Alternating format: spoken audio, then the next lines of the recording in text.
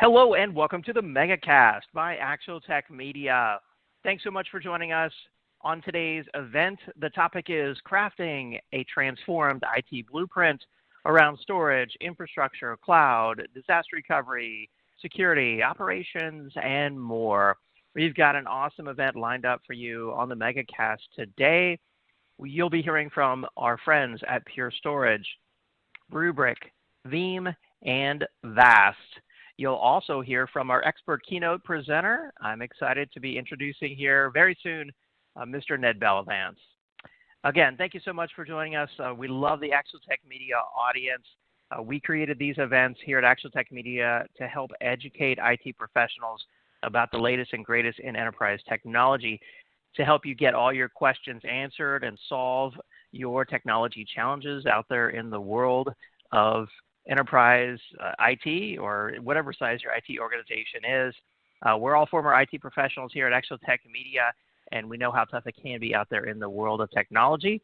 So we encourage your questions there in the questions pane of our audience console.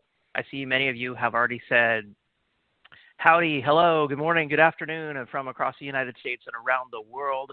We love to see that. We also want to get your technical questions, of course, for today's expert presenters, and I'll be talking more about that here in just a second. We've got a best question prize to help maybe shake some questions loose. We also encourage you to socialize the event. There's a Twitter icon right there on the right-hand side of your audience console. Anything you tweet using that Twitter widget, we'll have the hashtag for today's event, ATM MegaCast, automatically appended. And of course, we'll be following Twitter during the event, and we appreciate you sharing what we're doing here at Actual Tech Media with your IT friends and colleagues. I also want to call your attention there to the Handouts tab. It's there that you'll find resources, hand-selected resources in the Handouts tab, one for each of today's expert presenters from Pure Storage, Rubrik, Veeam, and Vast Data. There's some cool resources there. Make sure that you check those out. There's white papers, Rubrik Guide to Public Cloud Technology, a link to the Pure Storage Meet Business Needs with Evergreen One. You'll find a download from Veeam on the Veeam Hybrid Cloud Backup Guide, and finally from Vast Data, you'll find a link to information on data reduction is not all created equal. So make sure that you check out those resources. And then some of you may have heard we have prizes. I'll be talking about those here in just a moment. But first, I should mention my name is David Davis from Actual Tech Media. I'll be serving as one of the moderators on the event today, along with Jess Steinbach and Mr. Scott Becker. So we're excited to be hosting our expert presenters today, excited to hear from the Actual Tech Media audience. But first, let me mention these prizes you might, again, have heard of. You can enter the Flip World or whatever they call it on the commercials with one of 5 Samsung Galaxy Z flip phones, the new Flip 4. These are really cool. And then we also have Amazon $500 gift cards that we'll be giving out after each of our presentations. So, make sure that you stay tuned for those. Of course, you must meet the Actual Tech Media prize terms and conditions to be eligible for all the prizes. You can find those there in the Handouts tab. You always have the option to make donations to the selected charities. All prize winners must submit an IRS Form W-9 to Actual Tech Media, and we do reach out to the prize winners via email after the event. And then we also have the additional best question prizes for Amazon $50 gift cards, one for each of the 4 Q&A sessions on the event today. So keep those questions coming. What that means is you have to enter a technology question, a topical question, there in the questions pane and meet the Actual Tech Media prize terms and conditions. And now I know I said you can donate your prizes to charity. We would love to help you do that. We've partnered with the charities you see here on the screen over the years, as well as with the Gorilla Guide Book Club to help donate to many of these charities. So if you win a prize and you'd like to help someone less fortunate, we would love to help you do that. As I mentioned, the hashtag for the event today is ATM MegaCast over on Twitter. Again, that Twitter icon is there on the right-hand side of your screen. And you can, of course, follow Actual Tech Media as well on Twitter. I also encourage you to check out our YouTube channel. You can subscribe to Actual Tech Media on YouTube. In fact, if you highlight or hover over that YouTube hyperlink right there, that will take you to our YouTube channel. If you subscribe to our YouTube channel, you'll get links to all of the videos from all of our events after the fact. So it's a great way to stay up to date on what we're doing here. If you miss an event, you can go check it out over there. And then you can follow Actual Tech Media on LinkedIn as well. That is a hyperlink there. We post all of our latest and greatest content on LinkedIn. We encourage you to check it out. We also have the Gorilla Guide book club link there in the Handouts tab. This is where you can download free, easy-to-read enterprise IT books authored by top industry experts. It's a great way to stay up to date on technology and find out how these solutions work. You can, read them on your Kindle or your iPad as well. And then we also have our Refer a Friend program. You can find a link to that there in the Handouts tab. This is where if you refer your IT friends or coworkers to Actual Tech Media's events, you could both win an Amazon $300 gift card. We hold those drawings monthly. We promise not to spam your friends or coworkers. We'll send them an invite to an upcoming event. If they don't respond, we'll send them one more reminder, and then if not, we won't bother them after that. All right, that is our housekeeping information, just a little bit of background on today's event, things you need to know. It is now time to kick it off with today's keynote presenter. Welcome back to our friend, Mr. Ned Bellavance. He is a Pluralsight author. He's a Microsoft MVP. You can find him on Twitter, Ned1313, or Ned in the Cloud. I subscribe to his YouTube videos over on YouTube. They come out a lot. He's got a lot of great topics, very interesting, always very educational. Ned, it's great to have you on. Tell us about transforming your IT blueprint. Take it away.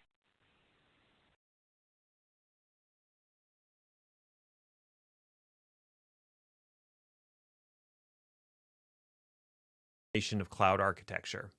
Now, I'm curious to hear what you think of them, so please hit me up on Twitter or LinkedIn after the event to continue the conversation.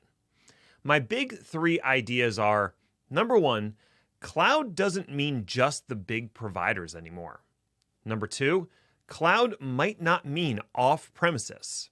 And number three, cloud agnostic tools are your friend. Let's dig in. Starting with, cloud doesn't mean just the big providers. When you think of cloud, you're probably thinking of the big 3 or 4 providers out there, and that's not exactly an accident. Companies like AWS and Azure spend a lot of money making sure they're what your mind conjures up when someone says the cloud.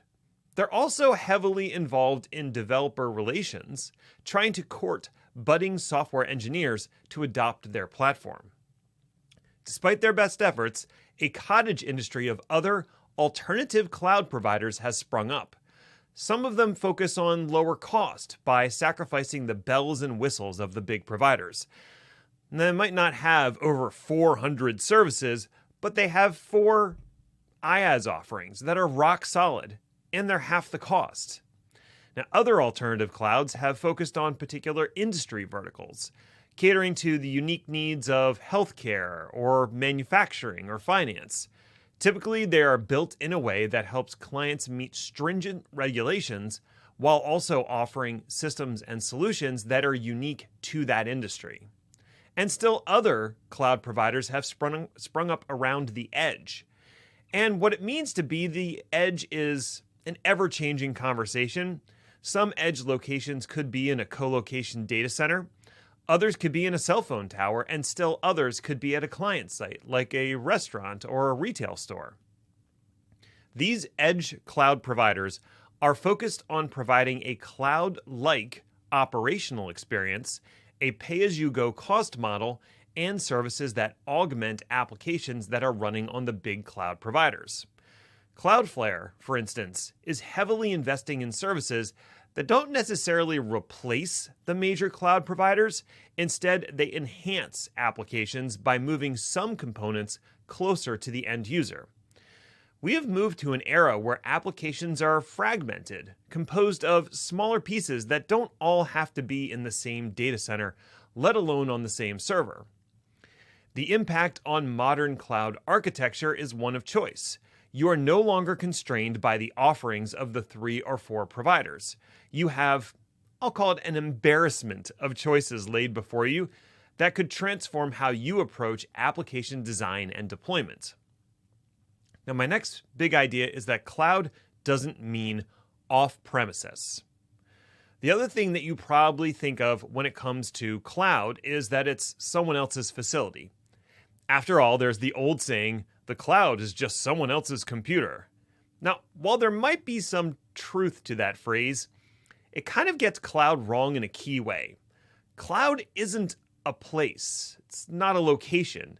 It's a way of operating, and that includes your on-premises locations. Running an on-prem data center like a cloud implies a platform that is elastic, self-service, tracks costs, and of course uses pooled resources. You can build such a platform yourself, or you can purchase ready-made solutions from one of several vendors. The big providers like AWS, Azure, and Google all have on-premises options that enable to use an off-prem control plane to manage on-premises assets. Now, whether you get those assets directly from the cloud provider or through a vendor partner is somewhat irrelevant. The key is that the control plane is centrally managed and provides the platform for cloud operations. There are also several hardware companies leaning into selling an on-prem solution that has a pay-as-you-go cost model like the cloud, with built-in elasticity by shipping you excess hardware to grow into. You could also choose to build the platform yourself, leveraging open-source projects and tooling to provide the necessary services. Whichever way you choose to go, there are 2 practical upshots. First, as you plan your modern cloud architecture, don't assume that on-premises has no role to play.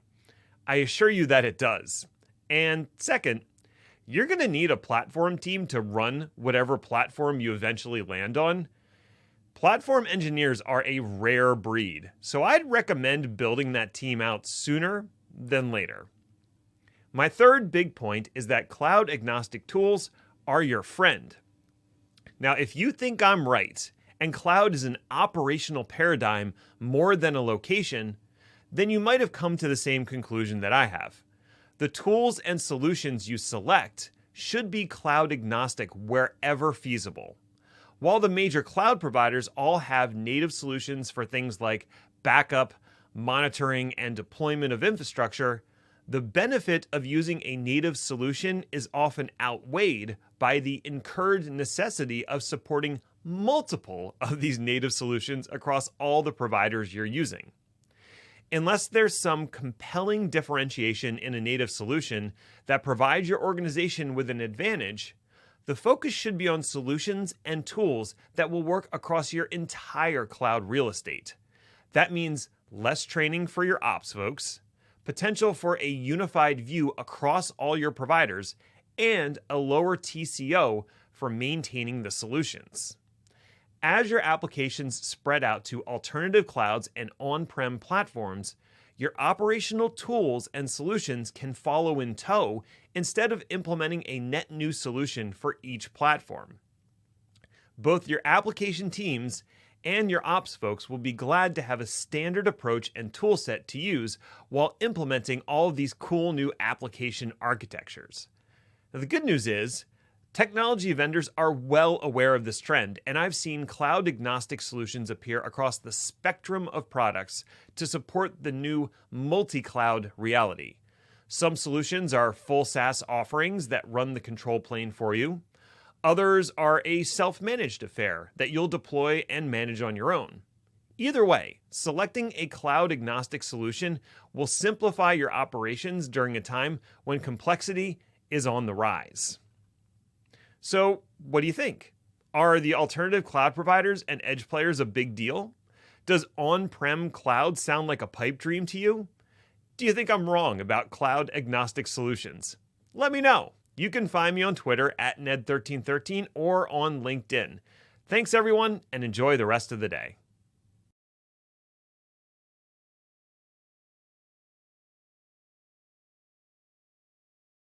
All right. Awesome presentation. As always, Ned, thank you so much. We love having you on. Again, check out Ned's YouTube channel, subscribe over there, and follow him on Twitter, Ned1313. All right. I just brought up a poll question we want to get your feedback on. The question here is, does your organization back up the data from within Microsoft 365?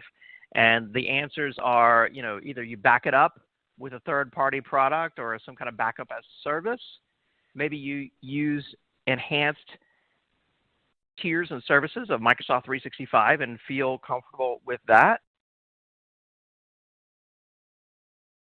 Perhaps you don't currently back up Microsoft 365, but you're looking into it. Or you only utilize the Microsoft 365 built-in recycle previous version functions. Or maybe you feel that Microsoft 365 is already resilient and you don't need to back up the data. All right, lots of feedback already on this question. Let me share the results with you.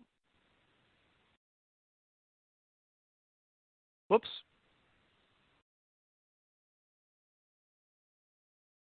Well, I don't have the results for that. Sorry about that. But I can tell you that it was spread all over the board, really. About 40% are currently using a third-party backup tool to protect their Microsoft 365 installations. And personally, from what I've learned across many different webinars here at Actual Tech Media, is that if you don't have some sort of third-party backup tool, you really should consider one, because the built-in features, even the legal hold and the enhanced tiers, are typically not going to be sufficient once you try them out. So good feedback on that question. Thank you so much. We do appreciate that. Next question here before I introduce you to our presenters from Pure Storage is, what's your time frame for adding new or updating existing IT solutions at your company? And we already got a lot of good feedback on this. Are you looking to make some updates around your IT storage, infrastructure, cloud, DR, security, or ops, within the next 6 months, 6 to 12, 12 to 24, or not quite sure?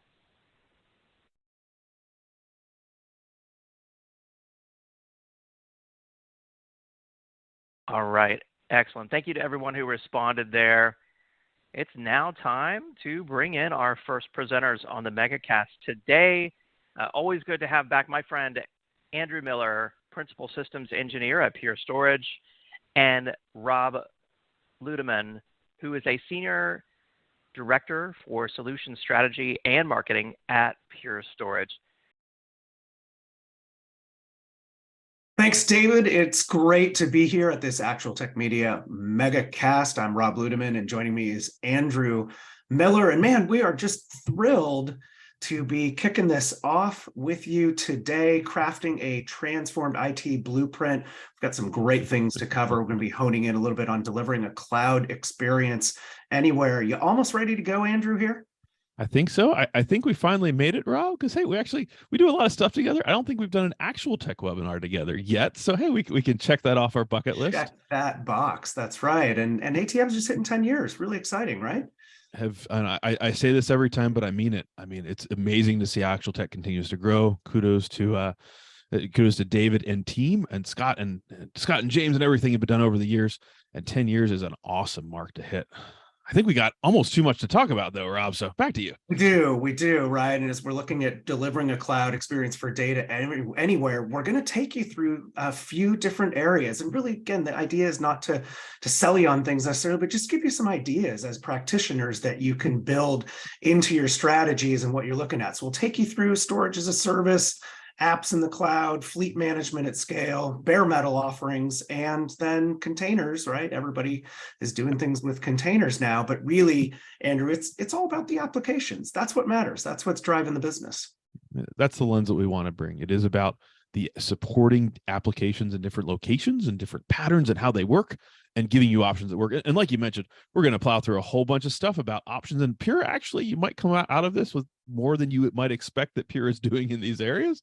But there's actually, we chose not to do the full-on visiony, here's the future and everything that's possible. Everything we're going to talk about today, you can actually do with Pure today. So we wanted to kind of respect the audience of often being hands-on practitioners. This is stuff that we'll talk about. You can use right now if you want to. Yeah. Let's dive in. Let's check it out. Let's hit number one here in storage as a service.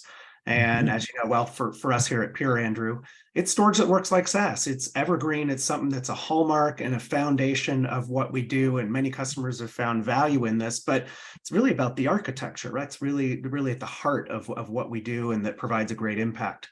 It is. I mean, there was the concept of Pure originally. It was come for the performance, stay for the simplicity.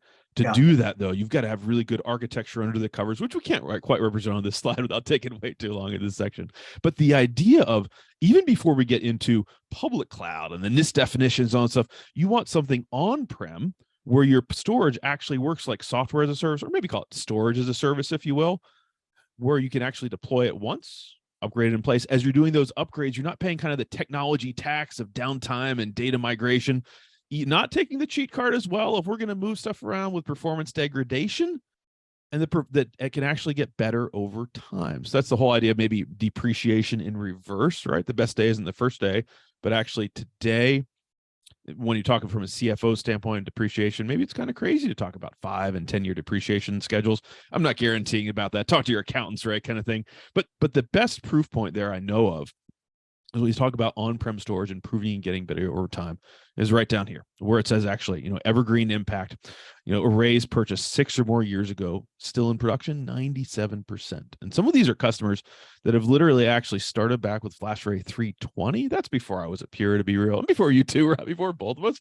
But that same foundation has improved through software upgrades, hardware upgrades, having flat pricing. I know Renee, the CEO of Delta X, was on stage at Accelerate saying he originally bought into some of this just for the flat maintenance pricing. And then 2 years later, he realized that the promises we made actually came true when there were upgrades with planes in the air, kind of thing. So it's like there's different entry points here where it makes sense.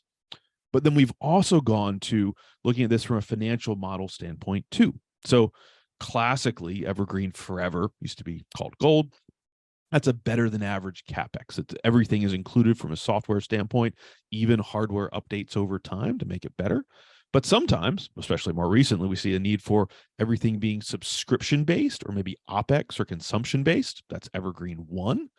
And then maybe some folks need a middle ground where there's, specific control over the hardware platforms, but the software and support can be on a usage-based model as well. So there's a mix here of fundamental underlying differentiation from an architecture standpoint that we can geek out about, but not today, as well as then you build business models on top of that make this feel much more like storage as a service, but on-prem.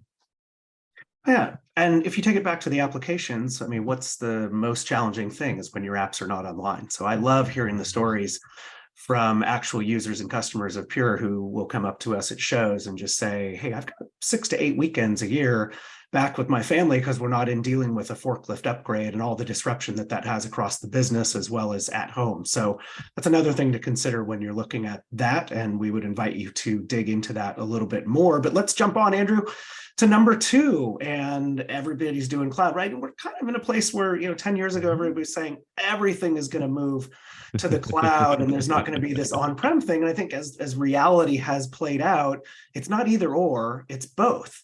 And so how do you contend with some of the differences in what happens on-prem and what happens in the cloud? And it turns out there's quite a few challenges there. So I think we've all heard of lift and shift scenarios where what happened at the other end of the shift wasn't quite what you expected, right? Just because this is different. On-prem is not the same as cloud, and we're not going to go down the path of someone else's data center. It's like we work close with the AWS, with Azure, et cetera. But there is a cloud divide in just classically on-prem and hosted. If we think about, the application architectures, more VMs are the native unit of consumption. You have more silos and islands. It's just how we architect it, even with better stuff from Pure, okay. Versus, web scale and thinking about containers and bare metal and probably platform as a service. We get into thinking about consumption and management. Historically, very dedicated hardware, CapEx and depreciation. You don't even think about some of this in the cloud. It's on demand, API first. Maybe there's not even a GUI for certain things. And then, of course, finally, from a storage standpoint, which we do think about as Pure, right? From a dedicated array standpoint, with sometimes, and we even alluded to this briefly, although I kind of left it out, the idea of 6 nines of resiliency or availability, as well as even rich services from a data standpoint, whether it's replication or snapshots, all these capabilities that sometimes on-prem we've historically taken for granted. Those just weren't the design centers for the cloud, sometimes equivalent constructs. Like you look at what EBS is, for instance, block storage with AWS. It's phenomenal for what it is, but it wasn't built to be a storage array. It started out as really a boot drive that was for ephemeral type devices, and they've added more on over time. So just different starting points. And so that leads to a divide where if we talk about people wanting, seamless orchestration or bi-directional mobility or even kind of common shared data services, it's just not what it was built for historically. Not good or bad, just different. That's why if you actually look in AWS Marketplace, Azure Marketplace, we partnered closely with them because they came to us and said, hey, Pure is a hardware and a software company. Fundamentally has really strong hardware innovation, treating flash like flash. And that even helps with some of the actual flat and fair maintenance because we see dramatically lower failure rates, but also that whole rich software layer that provides things like, providing aggregating performance across many underlying pieces, whether on-prem or in the cloud, richness from a data protection perspective with replication, synchronous replication even. I had times where I talk with a cloud team and it's like, so I'll be talking about this, and I'll even say, hey, we can do synchronous replication at a storage level. And someone's like, that's not possible in the cloud. I'm like, you're right. That's not what it's built for. That's why AWS and Azure wanted to work with us around this. But then also the idea of, are you paying based on provisioned or based on consumed? So even some kind of normal, old school concepts around thin provisioning and deduplication and compression, we do them better. But they've been around for a little while. We're in pointer-based snapshots. I'm thinking of one customer where they had a database that actually drove commissions modeling, and they made multiple copies of it every single day for their financial analysts. They wanted to move to the cloud and do that. They actually couldn't do it within the timeline that they assumed they could do it before, just because having instant pointer-based snapshots of data wasn't available. Of course, encryption matters. So this is where we start to get into scenarios, hybrid delivered, like it says, DR, backup migration in and between clouds. We can think about HA. We can even think about, if the software stack, what does it look like from a UI standpoint? Full disclosure, Cloud Block Store. I should have said the name sooner. You look at the UI for it, basically looks like the same UI as you actually see on a FlashArray. It's a software version of FlashArray with some really hard engineering from a resiliency standpoint. Man, Rob, there's so much more there that I want to say, but we've got a couple more sections to get to. We have a couple more sections, but really it's great to see the cloud experience for data anywhere, right? What you just described is the same experience on-prem as in cloud. And I think one of the areas we see the most adoption or the most usage of that is in the DR scenarios that you described. It just makes it really easy to go off and do that flexibly. And it is something that we can do, right? To your point. But let's keep moving here and move on as fleets go up and the amount of data that everybody is being required to handle. A lot of questions come up around fleet management, and not just fleet management, but at scale as that continues to grow. And you look at the demands of the folks that are iterating on applications and doing development, they don't care what the storage is. They just want to have it accessible and available and have the data available to them. And that creates some more challenges, right? Because again, it's all about the apps. How do you then, Andrew, figure out what storage can provide and what the consumers of that need and kind of abstract that? So if the previous section put a little bit different flavors, traditional applications that need some of the on-prem capabilities in the cloud, let's reverse that into saying, let's pull some of the cloud capabilities into the data center because we're an on-demand culture. I know that's a newsflash for everybody here where we want things really fast and agile, and stuff is growing like crazy. And we don't, especially even more, and I saw this even when I was a customer, like especially up the org chart, actively want to not care about the infrastructure. That has only grown, right? Kind of thing. They don't want to care about the underlying components. But historically, enterprise storage, it's not, when you say enterprise storage, the first word that comes to my mind is something other than on demand, right? It's a more manual process. It's not usually closely linked to DevOps and automated development capabilities.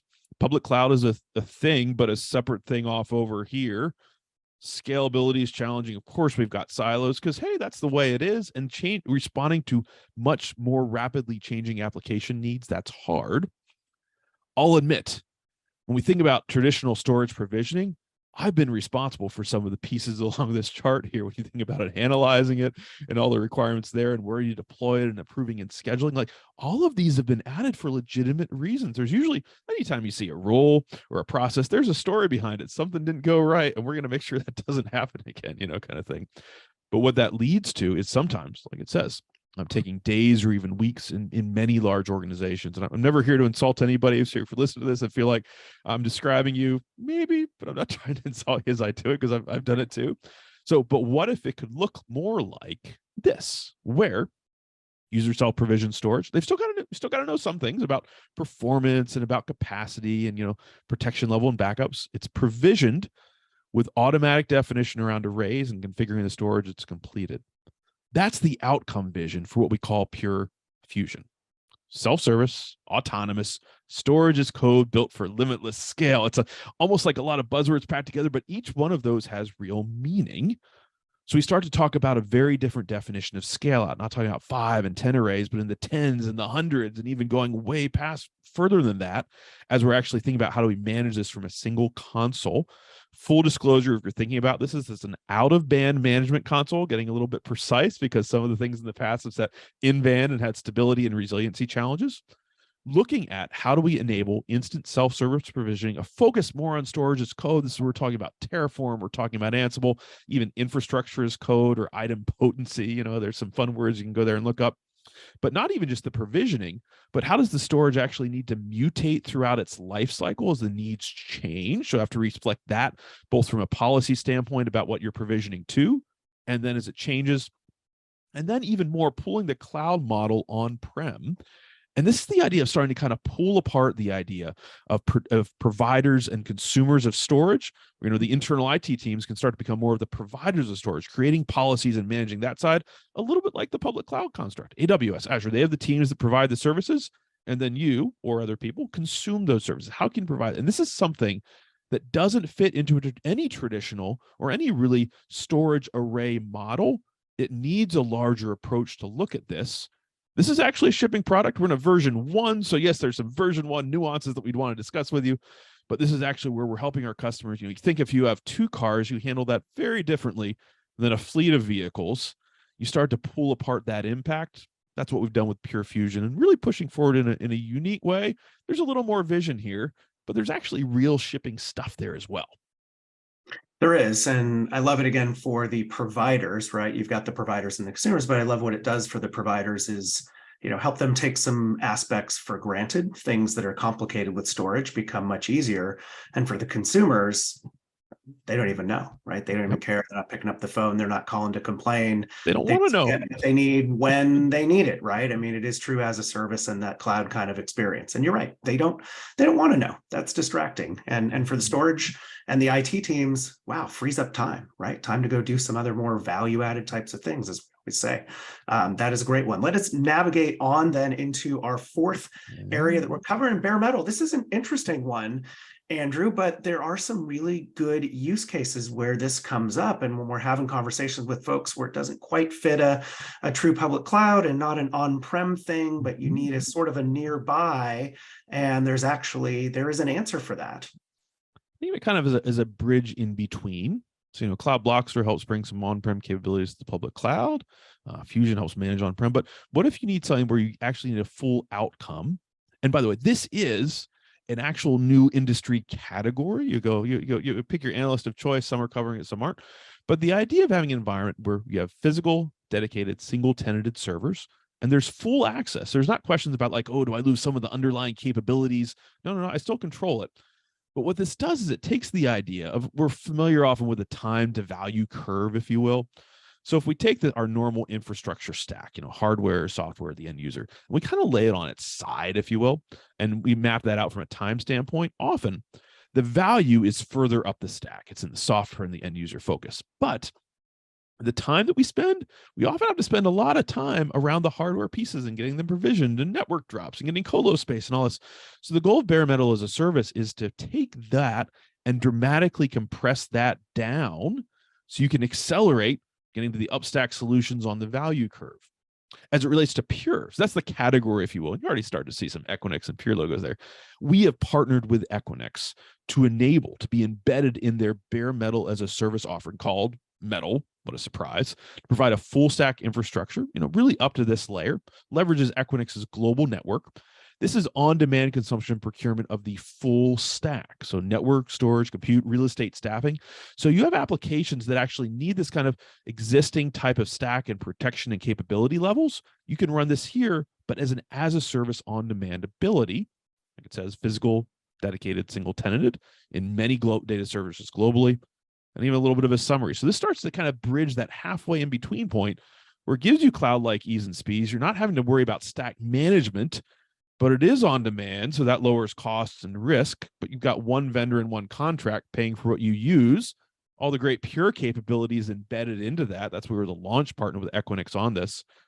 And this is plugging into Equinix's global network, which is huge. There's even a great story of how they enabled a company out of Ukraine actually to rapidly re-platform onto this when they had a dramatic need, for some reasons I think we all know, to move their infrastructure very quickly. So there's some really fascinating stuff here. And it's a little bit of a newer category because often we see people that have tried to pull everything into the cloud. They don't want to go back to full on-prem, but they need something that's kind of in the middle. And that's where bare metal as a service fits really well as a category, and therefore our offering with Equinix. Well, and there's such a wide range that you just had up there of different use cases, right? I mean, this can be something that's in and around legacy databases and just doing virtual machines. You navigate towards the middle and you've got some of the more modern applications coming online and streaming and AI and machine learning if you need it. And then, of course, the far right, and that's a good segue into what we're going into next, though, is around surprise. All things cloud native and all things containers, which is our number 5. But to put a stamp on the bare metal, a lot of great options there. And that's something that, if that's a need for you for the use case that Andrew described, that's something we'd love to chat with you about. But let's navigate into, well, probably the hottest topic right now is containers and next gen apps, and that's everywhere. And the good news with Pure here is we've got something called Portworx that we'll take you through here next, but really powerful and a rich set of services to address a lot of the problems that we're seeing come online as enterprises and companies and public sector entities everywhere are jumping in and figuring out, well, what are we going to do with containers and what are we doing with Kubernetes? And then going, uh-oh, this is a little more challenging once you get down into the data layer. So, I mean, if you were waiting for, you check your buzzword bingo card from Kubernetes, we got it on a slide, we got it on the previous slide. So you were like, they're going to say that somewhere, right? Yes, we are. So this is a little bit of, so in a way, Kubernetes is the automation layer orchestration for containers, which is really about modern applications and driving microservices type development with ephemeral type stuff. Okay, that's the landscape we're in here, and not just saying Kubernetes to be fun about it. But it almost doesn't matter which analyst you pick. Every single one of them is saying this is the trend of where things are going, and we're seeing it too.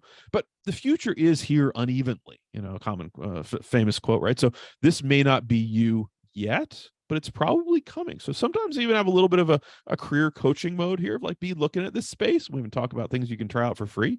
So as you start to look at this, though, once we start to think about containers and Kubernetes, that while there is sometimes discussion about stateful versus stateless and where is the data stored in modern applications, the data has to be somewhere. And as soon as we look at that, especially for stateful applications, but even general, then we start to have data questions. We're familiar with these questions sometimes, like about data portability and performance and protection and backup and recovery and security. These are data type questions. That's where, yes. And we've lived with these. That's even where, if you have some previous experience, don't throw out all that experience is still good, right?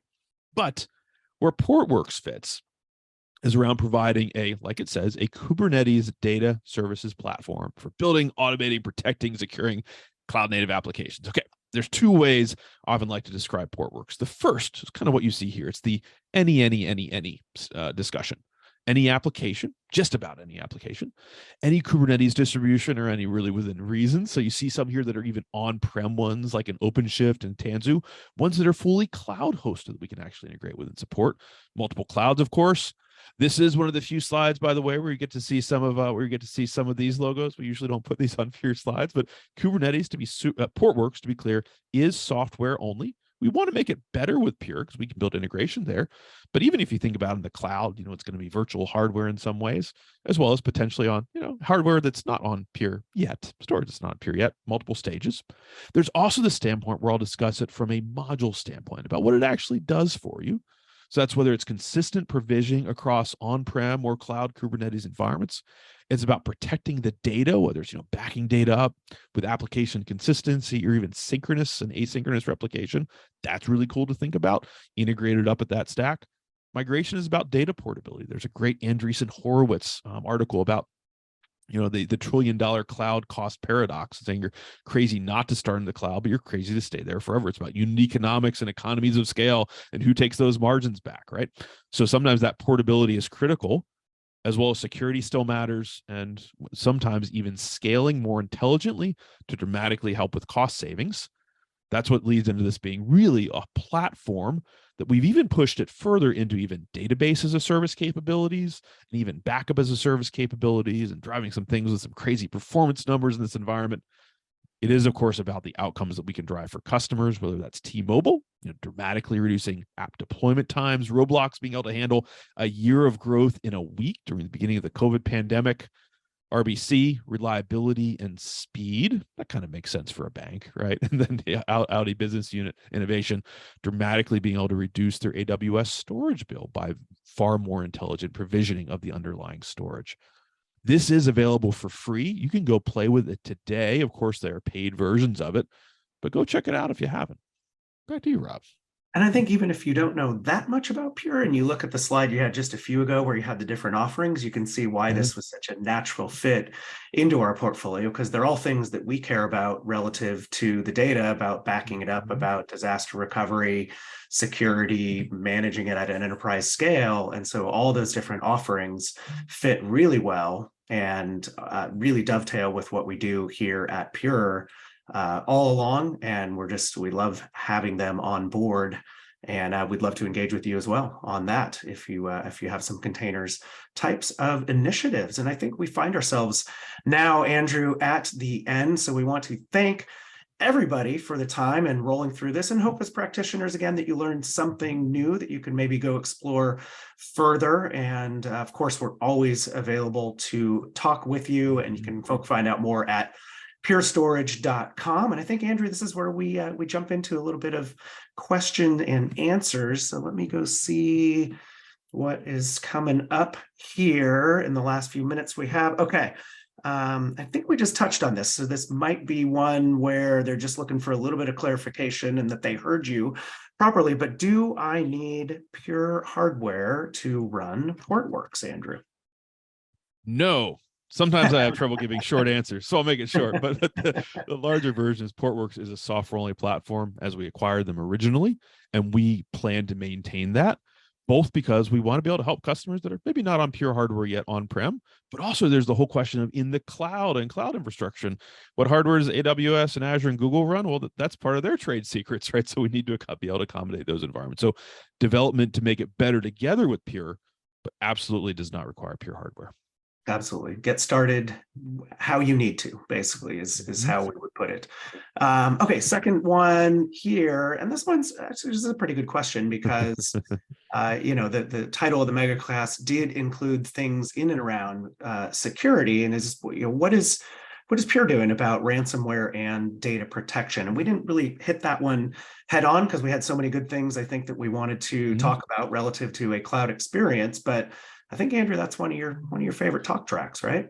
It is, and the Actual Tech folks were kind enough to have me just a couple weeks ago where we actually focused in on ransomware and how Pure can help with that from before, during, and after an attack with simplicity and immutability and helping with even admin credential compromise scenarios. Oh, that's so hard, as well as dramatically faster speed of restore. So we cheated here a little bit. We've woven some of those themes throughout all of these, but I'll actually point you back to the session that we had with Actual Tech just a couple weeks ago, if you're not tired of listening to me yet. Yeah, I could listen to you all day, Andrew. All right. I think we got time for one more. And this one looks like it goes back into kind of the early part of the presentation. Can I consume Pure on a full subscription or an OpEx basis? So yes, and I think I can get to the right slide here a little bit. So, full CapEx, better than average CapEx, gets better over time. but you can actually truly have an OpEx driven. And the way that you know that is, what does it look like when you exit? That's how you know when it's a dressed up lease or not, or is it actually a truly OpEx driven subscription type thing? So that is Evergreen One. There's even a midway point. And interestingly enough, when we launched Evergreen One Pure as a Service, it was actually right around the same time that we launched Cloud Block Store, apps in the cloud, if you will, because if you're going to do something like Cloud Block Store in AWS or Azure, it has to be a subscription-based thing or OpEx, because that's what everything in the cloud is, right? So those, though, actually tied together. I want to say it was a Pure Accelerate 2019, if I'm not mistaken. But I think that's about right. Yeah. Yeah. But that one gets really powerful because, right, then we're talking to people about actually what they're trying to accomplish with their application environments and setting up a set of SLAs and us going in and just meeting those as needed with the amount of data that you need and the type of characteristics. You could even weave Fusion into this, right, with the different performance or protection characteristics that are required as a subscription. I think, Rob, it's been a pleasure. I always feel like in these, I leave out more than I put in because they're trying to give a little bit of a survey approach that still feels valuable. What thoughts do you have to bring us home? Yeah, I just say leave people wanting more, right? And again, I'll echo what I said a moment ago. We hope this gave you some interesting things to chew on and to noodle. And we want to obviously thank you for your time. Thank Actual Tech Media for having us on and letting us kick this off, and wish you a great rest of this MegaCast. It was a blast. And I think I'm going to kick it back to you, David. So thank you on behalf of Andrew and myself and Pure Storage. Thank you for having us. Have a good rest of the day. Great presentation. Thank you so much, Andrew and Rob. I learned so much. I know the audience did as well. We've got a ton of additional electronic questions rolling in. I know you all will do your best to get back to those folks. We do appreciate it. I've just brought up a poll question for everyone out there. You should see it now on your screen that says, what additional information would you like about the Pure Storage solution? We talked about, Evergreen Storage. We talked about Portworx. So this question covers all that. So Evergreen One, Portworx. If you'd like additional information, we want to get your feedback here on the poll. Maybe some customer case studies about other companies that have used this, pricing details, how these are priced, maybe your own personal demo where you can get all your questions answered, or maybe you just like to try out some of these solutions for yourself. I love seeing 10% out there of you who say you're already a customer of these solutions. That's awesome. We love to see that as well. So I'll leave that up here for just a moment longer. Actually, I'll leave it up while I announce our first set of prize winners here. We do have an Amazon gift card. This one going out to Jovan Gosh. Jovan Gosh from California. Congratulations. We'll reach out to deliver your gift card. And then we've got, for our grand prize, one of these awesome Samsung flip phones. I never thought I'd be saying that flip phones were so awesome, but actually these are. One of these new awesome Samsung flip phones. This one going to Weilong Tang from Massachusetts. Congratulations, Wenlong Tang from Massachusetts. All right, we've got still 4 more grand prizes and 3 more Amazon gift cards to give out on the event today. So stay tuned for those.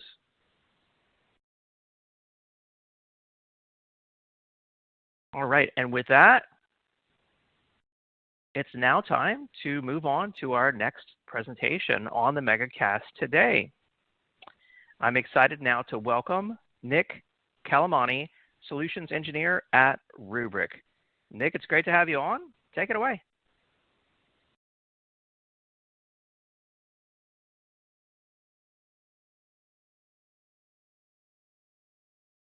What that really means is that I'm kind of on the ground front lines every day, talking to either existing clients or prospects, of course, who have, kind of interesting data security needs. Rubrik is obviously a company that does, a few different things. Some folks know us for our immutable backup and data protection and things like that, but we really do a lot more than just that as well, especially in kind of the hybrid cloud, multi-cloud space, and with a security bent. So I've got just kind of a little evolution here of how we got to where we are today. Like I mentioned, we kind of started with zero trust data protection. Back in 2014, we were building a platform that was designed to be as immutable and uncompromisable as possible. We were doing things differently, like converging storage and software into a scale-out architecture, which at the time seemed, a little bit goofy, but as ransomware or, other malicious threats have become the forefront for an enterprise, this is really investment that's paid off. So, we're building a solution where even the administrators can't compromise the data, can't compromise the solution, really providing a zero trust security model before zero trust was on everybody's mind. And then kind of the middle where we started to bring it into the cloud space. I mentioned that we built a stack from scratch to do something new that hadn't really been thought of. And the benefit of doing that is that the stack ran both on-prem and in the cloud. So what we started doing was pulling everything into unified global management plane. And so now that folks that had, of course, multiple data centers, kind of traditional layouts, could also start managing and protecting their cloud workloads with Rubrik using the exact same GUI, so that you didn't even have to worry about juggling multiple tools and, all the training and, goofiness that comes along with that. And then from there, we started getting deeper into security. I mentioned we built a secure platform. We built an immutable file system. We built a really cool metadata engine. And all this stuff is great for backup and recovery and whatnot. But what this same technology allowed us to do is learn about environments. I'll talk about our ransomware, data discovery tools, things of that nature, basically our ability to not only protect the data, but to understand the data and to be able to flag you either directly or through scene SOAR tooling, things of that nature, that, hey, I've got a live ransomware attack in progress. I've got a rogue admin attack. I've got something going on that shouldn't be going on in my environment. And kind of the reason we're doing this is because, cyber attacks are on the rise. Obviously, that's kind of silly, right, to say that.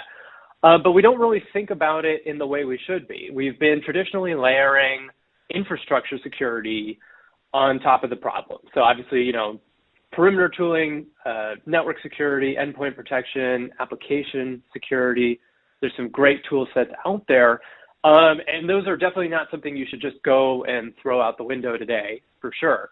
But what all these tools are focused on is building a wall of protection to prevent people from getting to the data. But what we're seeing today is people are still getting to the data. And while it's not necessarily fun to spin up workloads again from scratch, rebuild applications, if you have your data and it's secure, protected, hasn't been tampered with, all that great stuff, it's much easier to recover a business than if the data was compromised, because honestly, in many cases, no matter what your industry is, if you've lost all your data, then you're kind of out of the game, so to speak. So we believe infrastructure security is not enough. And while some folks may think that, hey, look, I'm just going to keep layering stuff on, again, I would encourage you, read industry publications, go to the news. I mean, even as mainstream news is covering some of the more sophisticated attacks that are happening. And obviously, this is a webinar where we're discussing, what does it look like in a hybrid cloud world? I've taken this graphic actually from Azure's fundamental documentation. And I'm sure most of us are familiar with the shared responsibility model, and I've highlighted it. But the thing here to hit home is that while obviously the platform is maintained, managed, built, secured by the cloud service provider, the data on it, and more importantly, the access, identity, and accounts are still on the burden of the person using it. So just because you've decided to decommission all your data centers, move everything to the cloud, does not necessarily mean that that data is protected. And kind of the reason that we decided to even go into the cloud security space is because it was on the rise as an attack footprint. Obviously, Microsoft also invested in Rubrik to co-engineer solutions. Native tools are just not enough, as much as we'd like to think. So native retention policies in most cloud solutions are sometimes actually being weaponized by attackers to expire data. So that gets us kind of onto the attack chain. Why are we even paying ransoms? Now, obviously, a ransomware in the attack in the cloud is not incredibly common. If you delete the data, that's usually good enough because you can't get access to the hardware to do forensics and all that good stuff. So, regardless of ransom, malicious deletion, whatever, the kind of steps are the same. So we've gotten a note, or discovered something's been deleted that shouldn't be deleted. And, obviously the quick, easy option one is pay the ransom and, hope that you're going to recover. Many industry, reports have been done. Sophos did one recently. Other threat intelligence firms have done them as well, cyber response firms, where basically, even though you've paid a ransom, it's no guarantee you're actually going to get the data back. The goal is to make a profit, not necessarily to make a foolproof decryption tool for you to then get your data back. So the criminals are, leaving you with potentially half your environment unrecoverable, even if you pay the ransom. So obviously most people don't take this lying down, and they attempt to recover on their own. So obviously the song and dance happens. So you got to get IT operations, security operations, cloud admin, VMware admin, what have you, all these people in the room talking. And obviously these are areas that are traditionally separate. So the structures are just not in place for a smooth response scenario, especially when we're talking about a situation in which you're actively under attack. And, obviously if your recovery response plan, all that stuff is stored electronically somewhere, they can be compromised, or, your team's channels have been compromised. You can imagine how this becomes a very, very cumbersome process to just coordinate internally even. Then obviously the bottom three graphics, is my data even recoverable? So we've gotten everyone together without, all of our collaboration tools have been hit. So we're on the phone, good old fashioned cell phone, right? And we've determined, okay, either the data is or is not recoverable. We're going to be spinning up backups to figure out when we can go back to before the attack actually was executed. But of course that could be, months ago for all we know. Then the next item is, okay, what was even affected?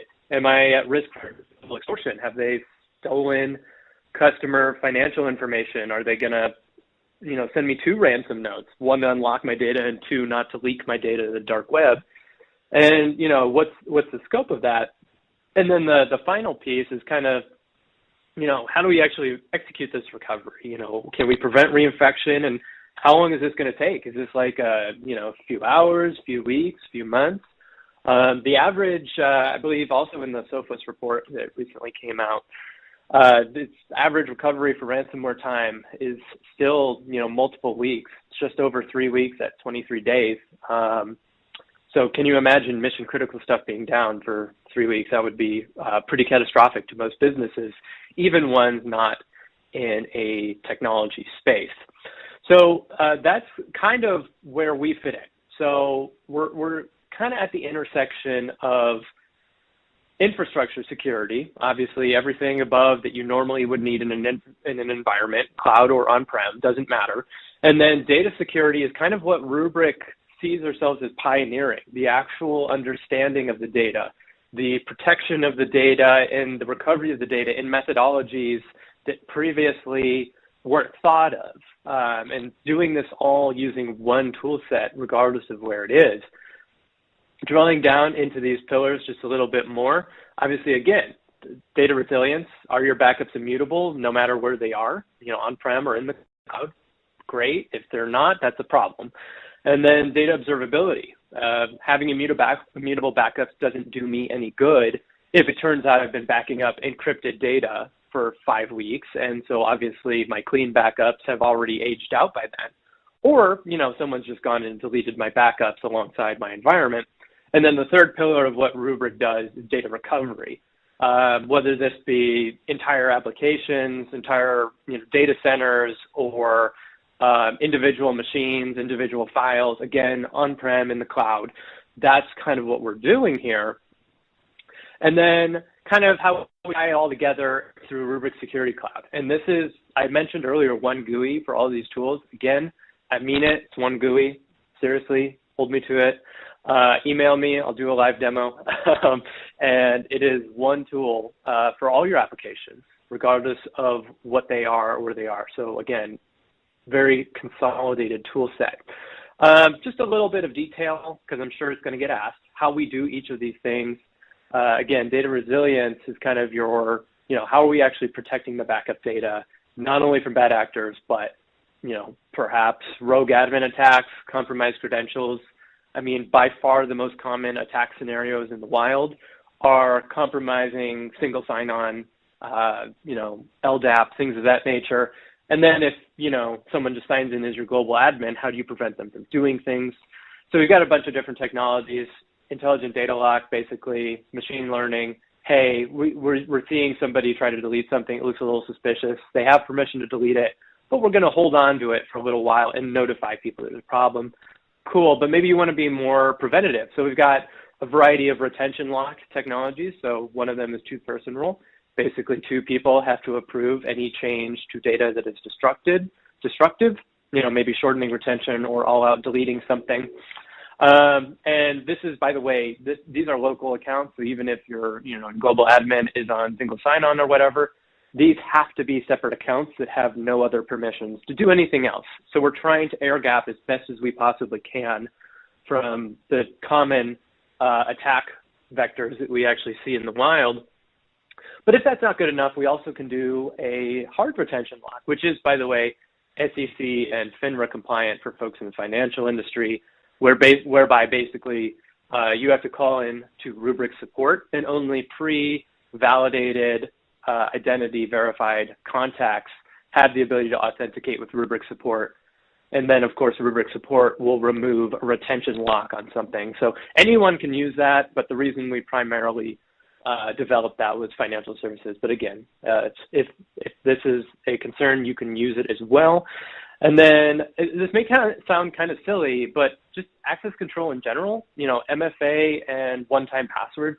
We've had MFA for a number of years now. We're making it mandatory. Again, the reason being that these are the most common types of attacks out there. So MFA cuts down on over 90% of attacks in the wild, and then we've layered on these additional technologies. So even if MFA is bypassed, an admin cannot delete something. Getting over to the right side of the slide, I know there's a lot of words here, but we put a lot of thought into this. We built a logical air gap into our application stack. Again, on-prem or the cloud, it doesn't matter to us. Basically, every component of our software stack communicates with itself using secured APIs. So let's say, someone somehow finds an exploit in the, web interface for Rubrik. They can't then, delete all your data, because the web interface can't make an API call to something that it's just not going to acknowledge the API call, because the API call doesn't exist. So the storage subsystem can be like, well, that's not a valid API command. I'm not going to do anything. Great. So even taking zero trust a step further, internally as well as externally. Obviously, next thing is encryption. That's kind of table stakes at this point, but you'd be surprised how many solutions in the market do not encrypt back-end traffic, which seems a little silly in 2022. And then immutability at the bottom right. Again, we built a file system for this. We didn't just repurpose an existing file system. We built a new file system called Atlas. It doesn't have delete commands. It's not a traditional read-write file system. And even as a global administrator, you cannot mount the file system directly. There's no access to this. Again, everything internally has to happen via an API call to present data. And even as we are presenting it, we're presenting a proxied copy. So even during a restore, for example, we are still not exposing the underlying file system to whatever client needs to make use of it. Again, seemed a little over 2014 when we did all this stuff, but now this all makes a lot of sense in the age of cyber attacks. Second column, or rather pillar of what we do, is of data observability. All that crazy technology to protect your backup data doesn't do any good if you're backing up junk data. So what this is a number of tools, actually. We have ransomware investigation. This basically is a very sophisticated machine learning pipeline that we developed to detect data attacks in an environment. So this is not some kind of change rate flagging kind of, generic, oh my gosh, your backup grew by X, so we're going to send you an alert. This is actually a tool set that learns the movement of data within your environment, no matter where it is. And so if you have, maybe an accounting share or repository where, records are stored and data is only ever added but never removed, just as an example, Rubrik learns that. So if someone goes in and either deletes something on accident or maliciously deletes it, we're going to flag that because we understand that this is a long-term archival storage system that data is never removed. That's just an example. We can also flag anomalies in other types of workloads as well, because again, this is a very advanced system that we built to actually learn your environment and what looks normal and what doesn't look normal. But taking it a step further, we actually have the ability to detect actual encryption events. So we run all the data through our machine learning pipeline. We're getting analytics, we're indexing metadata, all that great stuff, cataloging changes, but we're also checking for mathematic entropy, which is effectively encryption. So this is not dependent on signature-based identification. This is not an antivirus solution. What this is doing is it's actively looking at the data to discover when there's an attack, and then either alerting you, obviously you can get an email from Rubrik, but also we integrate with all kinds of security tooling, Palo Alto XSource, Splunk, you name it. We publish all of our APIs, which are, just generic RESTful APIs. So we're able to integrate with pretty much any security tooling out there. Even more incredible than, hey, I'm actually detecting real ransomware without alert fatigue, is that we also spoon feed you the exact snapshot to recover to, because we know, hey, look, the data was fine here, then suddenly it's encrypted. Here's where you need to get your data. Now, of course, this could be an entire machine, application, or you could just pull back individual files. Again, this is how you need to use it. But beyond that, we also do sensitive data content analysis. So things like HIPAA data, U.S. financial. We're basically doing content analysis in the background in the environment to see where this lives across your entire data estate. So, while it seems kind of interesting, you're like, why would I use this over maybe a traditional data governance tool or classification tool? The idea here is that because ideally you're backing up your entire environment, we're able to do context analysis on that data without actually having to install agents in the production environment. We can just do this all in the background. And sure, it's not instantaneous, but it also doesn't take a full team to set up and manage because it's all automatic happening in the background. For folks that maybe, they don't have any compliance, all that great stuff, you can still build your own templates for identifying maybe something unique to you. So maybe a customer number format or internal project codes, things like that. And so now you'll be able to realize, oh, look, somebody accidentally dumped a bunch of, sensitive project files to a cloud bucket somewhere. They were doing an app migration. They just forgot to clean up after themselves. Rubrik is able to identify and flag that so that you can understand where sensitive data lives across your whole environment. More importantly, is that we can also tie this to our ransomware tool. So if you are hit, we can actually look at the machines that have been hit, and we can tell you right there in the Rubrik GUI exactly what was affected, what was included in that machine. So now you can kind of understand your risk for exfiltration and the possibility of double extortion attacks. Again, pay me to unlock your data, pay me again so I don't leak your data. So quite a few different things that kind of this pillar includes. And then the last pillar is data recovery. So this is our ability to do, traditional site-to-site DR, but more importantly, this is also DR with cyber attack context awareness, because we could do same site failovers, we can do different cloud failovers, just depends on exactly how you want to set things up.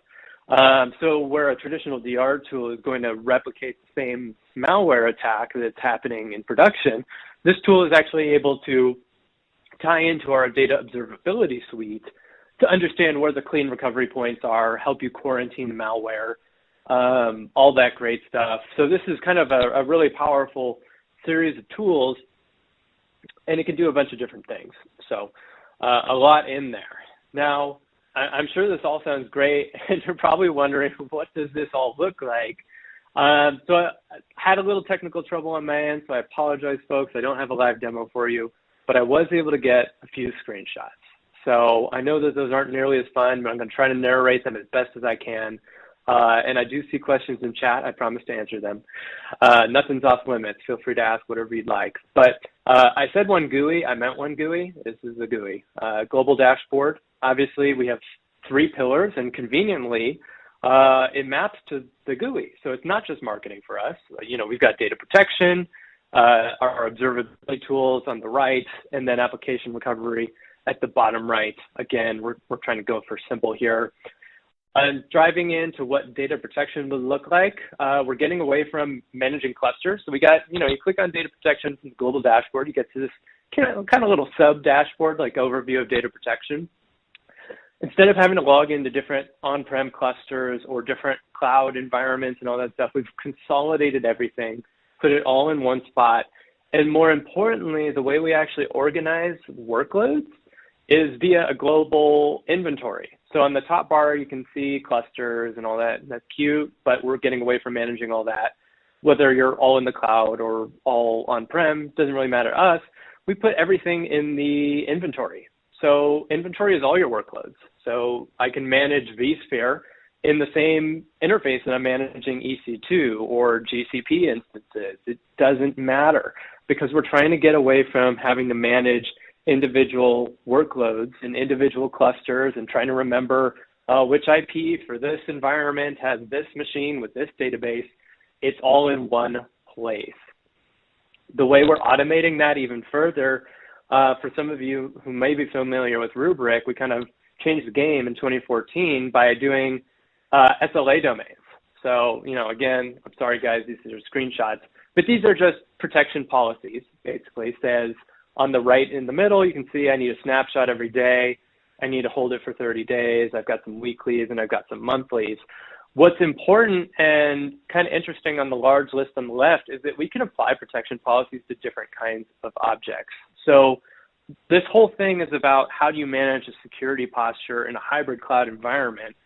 And the idea that you have to make different jobs and different protection schemes and different software tooling to do all that for different workloads doesn't make sense in 2022. So, we can even see on this list, this particular protection policy is being applied to SharePoint. It's being applied to EC2 machines, vSphere machines. It does not matter to Rubrik. We are smart enough on the back end and orchestrate all of this. And if you say, I need a backup every day, I'm going to do a backup every day regardless of what the workload is. You shouldn't have to mess with a bunch of different things regardless of where it lives in your environment. Back to the global dashboard, as best as I can narrate with screenshots. Again, I'm sorry, folks, for that. But if we click on the ransomware investigation tab, which is the applet and kind of the top right box, we're greeted, obviously, with one anomaly event. You shouldn't have that in production. So obviously, we've run ransomware in this demo environment, which is great for us because it allows us to demo exactly what this looks like. So we get some nice graphs, some details on what's going on. But more importantly, I can then get a list of the actual workloads impacted. So you can see on the kind of left column, I can obviously filter by object type and where it is and all that great stuff. In this particular environment, we've only run an attack against a small subset of virtual machines, but these could be file shares. These could be all kinds of different things. It doesn't have to be just virtual machines. At the top, we can see a little caret by those 2 first items, and those are actually blueprints for DR. So those are actually multiple systems that have been grouped together for an application. But we're just going to focus on one of the standard virtual machines listed further down. And you can see, obviously, we've got deleted, added, modified. Again, we have all this information because we're indexing the environment. And then we've got suspicious. That on there. And that's actually where we flag encryption. So we're actually taking a look, again, mathematically determining, hey, this is not readable data and it used to be. This is a problem. Diving in a little bit further, I can actually go through the C drive and see exactly what files. Yeah. Hey, I just wanted to jump in. We're just running up on time, so I just wanted to give you a quick time check. Cool. Well, we're wrapping up in the end, so. Okay, of course, sounds good. So again, I can do recovery, the whole machine, files, folders, doesn't matter. The kind of thing I'll link to real quick is the little view and data discovery button that appears hovering over the C drive. This is where we have the ability to look in and see what was compromised. Again, we know what's in files, we can understand that, and flag exactly where data is in your environment and what data was impacted in attack. So it's very straightforward tooling, very easy to use. And, with that, that's kind of the highlights of what I wanted to cover today. Happy to tackle Q&A whenever you're ready. Great presentation, Nick. Really appreciate that. I love the demo. Thank you for taking extra time to do that. I'm afraid, though, with the demo, we have run out of time for live Q&A. So there's a lot of great questions coming in, and we appreciate maybe you can stick around and take those questions electronically. But I do want to ask you one question, and that is, what should folks do to learn more and get started with Rubrik? Yeah, honestly, the easiest thing is just Rubrik.com. It's going to have a lot of white papers, briefs, information, as well as the ability to reach out and contact your account team in the area and get some consulting. And then, of course, I'll be sticking around. If people have additional questions, I'll be happy to answer them in the text chat. Awesome. Thanks so much, Nick. Really appreciate that. And thank you, of course, to Rubrik. We now have a poll for our audience where we'd like to get your feedback on what additional information you'd like about the Rubrik solution.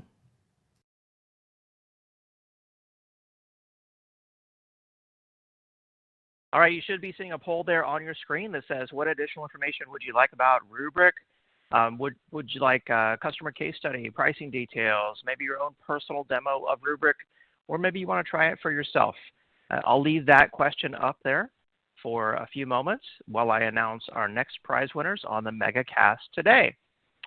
We have another Amazon gift card. This one is going out to Shannon Walter from Missouri. Congratulations, Shannon Walter from Missouri.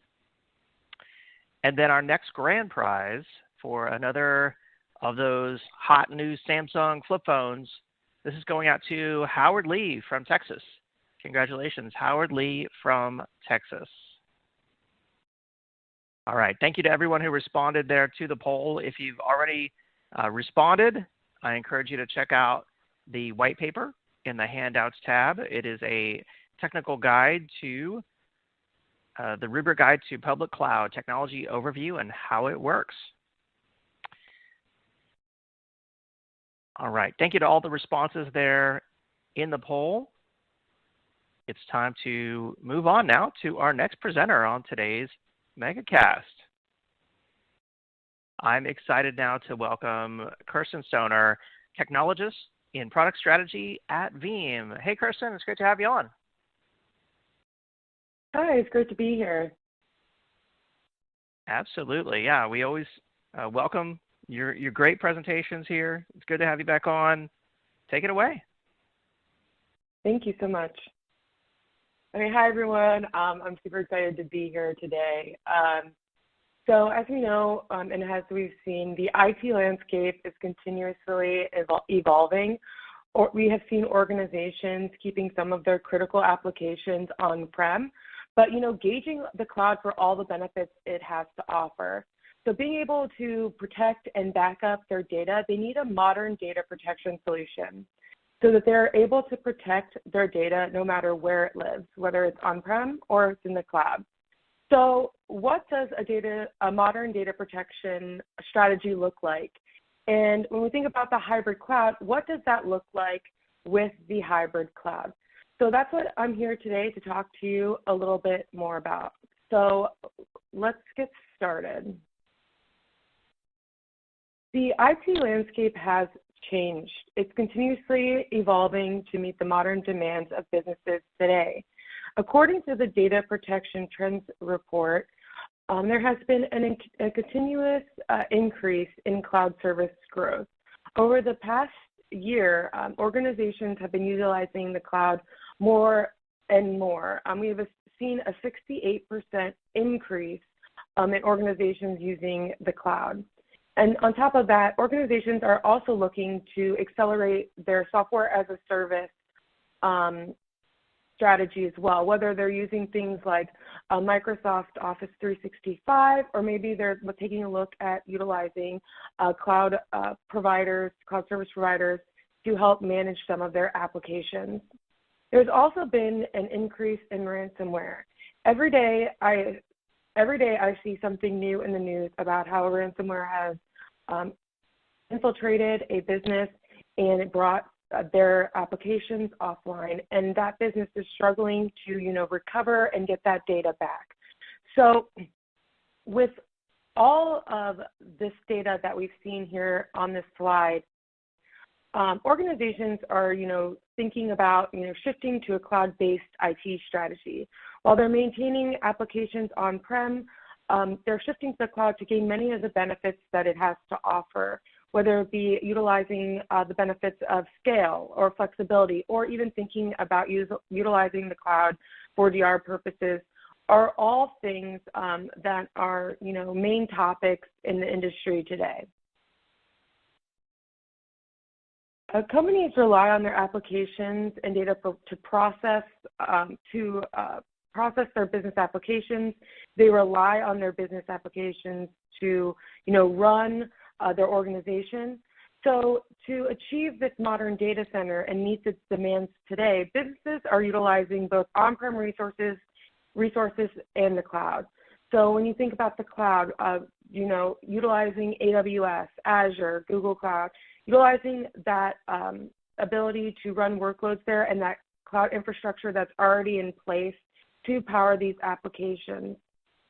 SaaS offerings, taking a look at applications, whether they making sure that that data there is protected and application aware when you think about a backup solution. And then lastly, virtual and physical. Physical machines are still residing in the data center today, whether it be an old legacy application, physical server that you rely on, or maybe you just have like a whole bunch of laptops or something like that you need to make sure that you're protecting. We still have physical, virtual machines that are running. So it's important that no matter where your data resides, that you're able to back that data up, because in the end, it's going to be your data, it's your organization's data, and it's your responsibility to be able to protect that data.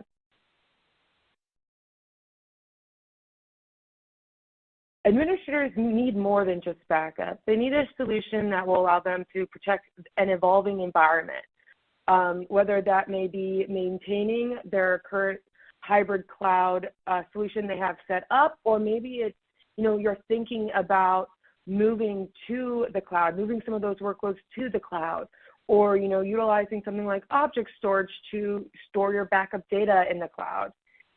They need a solution that's going to help them stay resilient against cyber attacks, making sure that their data is protected, that it's going to be able to be recovered, making sure that you're monitoring your data for any type of suspicious activity. And most importantly, you need to have a solution that's going to be able to provide you with reliable recovery, so that when you have a disaster, you're able to recover that data, and that it's going to be recovered because it's been tested in your environment. You've tested your recoverability of your backups. So throughout this webinar, we're going to talk a little bit more about these different customer needs and strategies that you need to be considering for a modern data protection solution.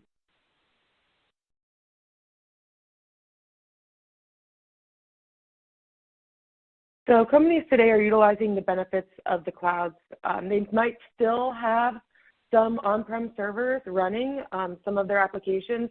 And that may just be because, some applications might not run as well in the cloud. Like we've seen, a lot of times you try to migrate an application to the cloud and, there's more latency than normal, or it's just not running the way it needs to. So you have to, oh gosh, now I have to move it back down on-prem because, we have higher demand for that application and we can't have that latency there.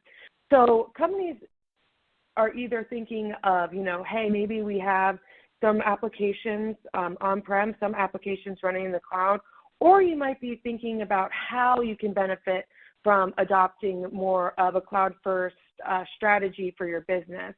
So one of the first things is, object storage. We hear about this a lot.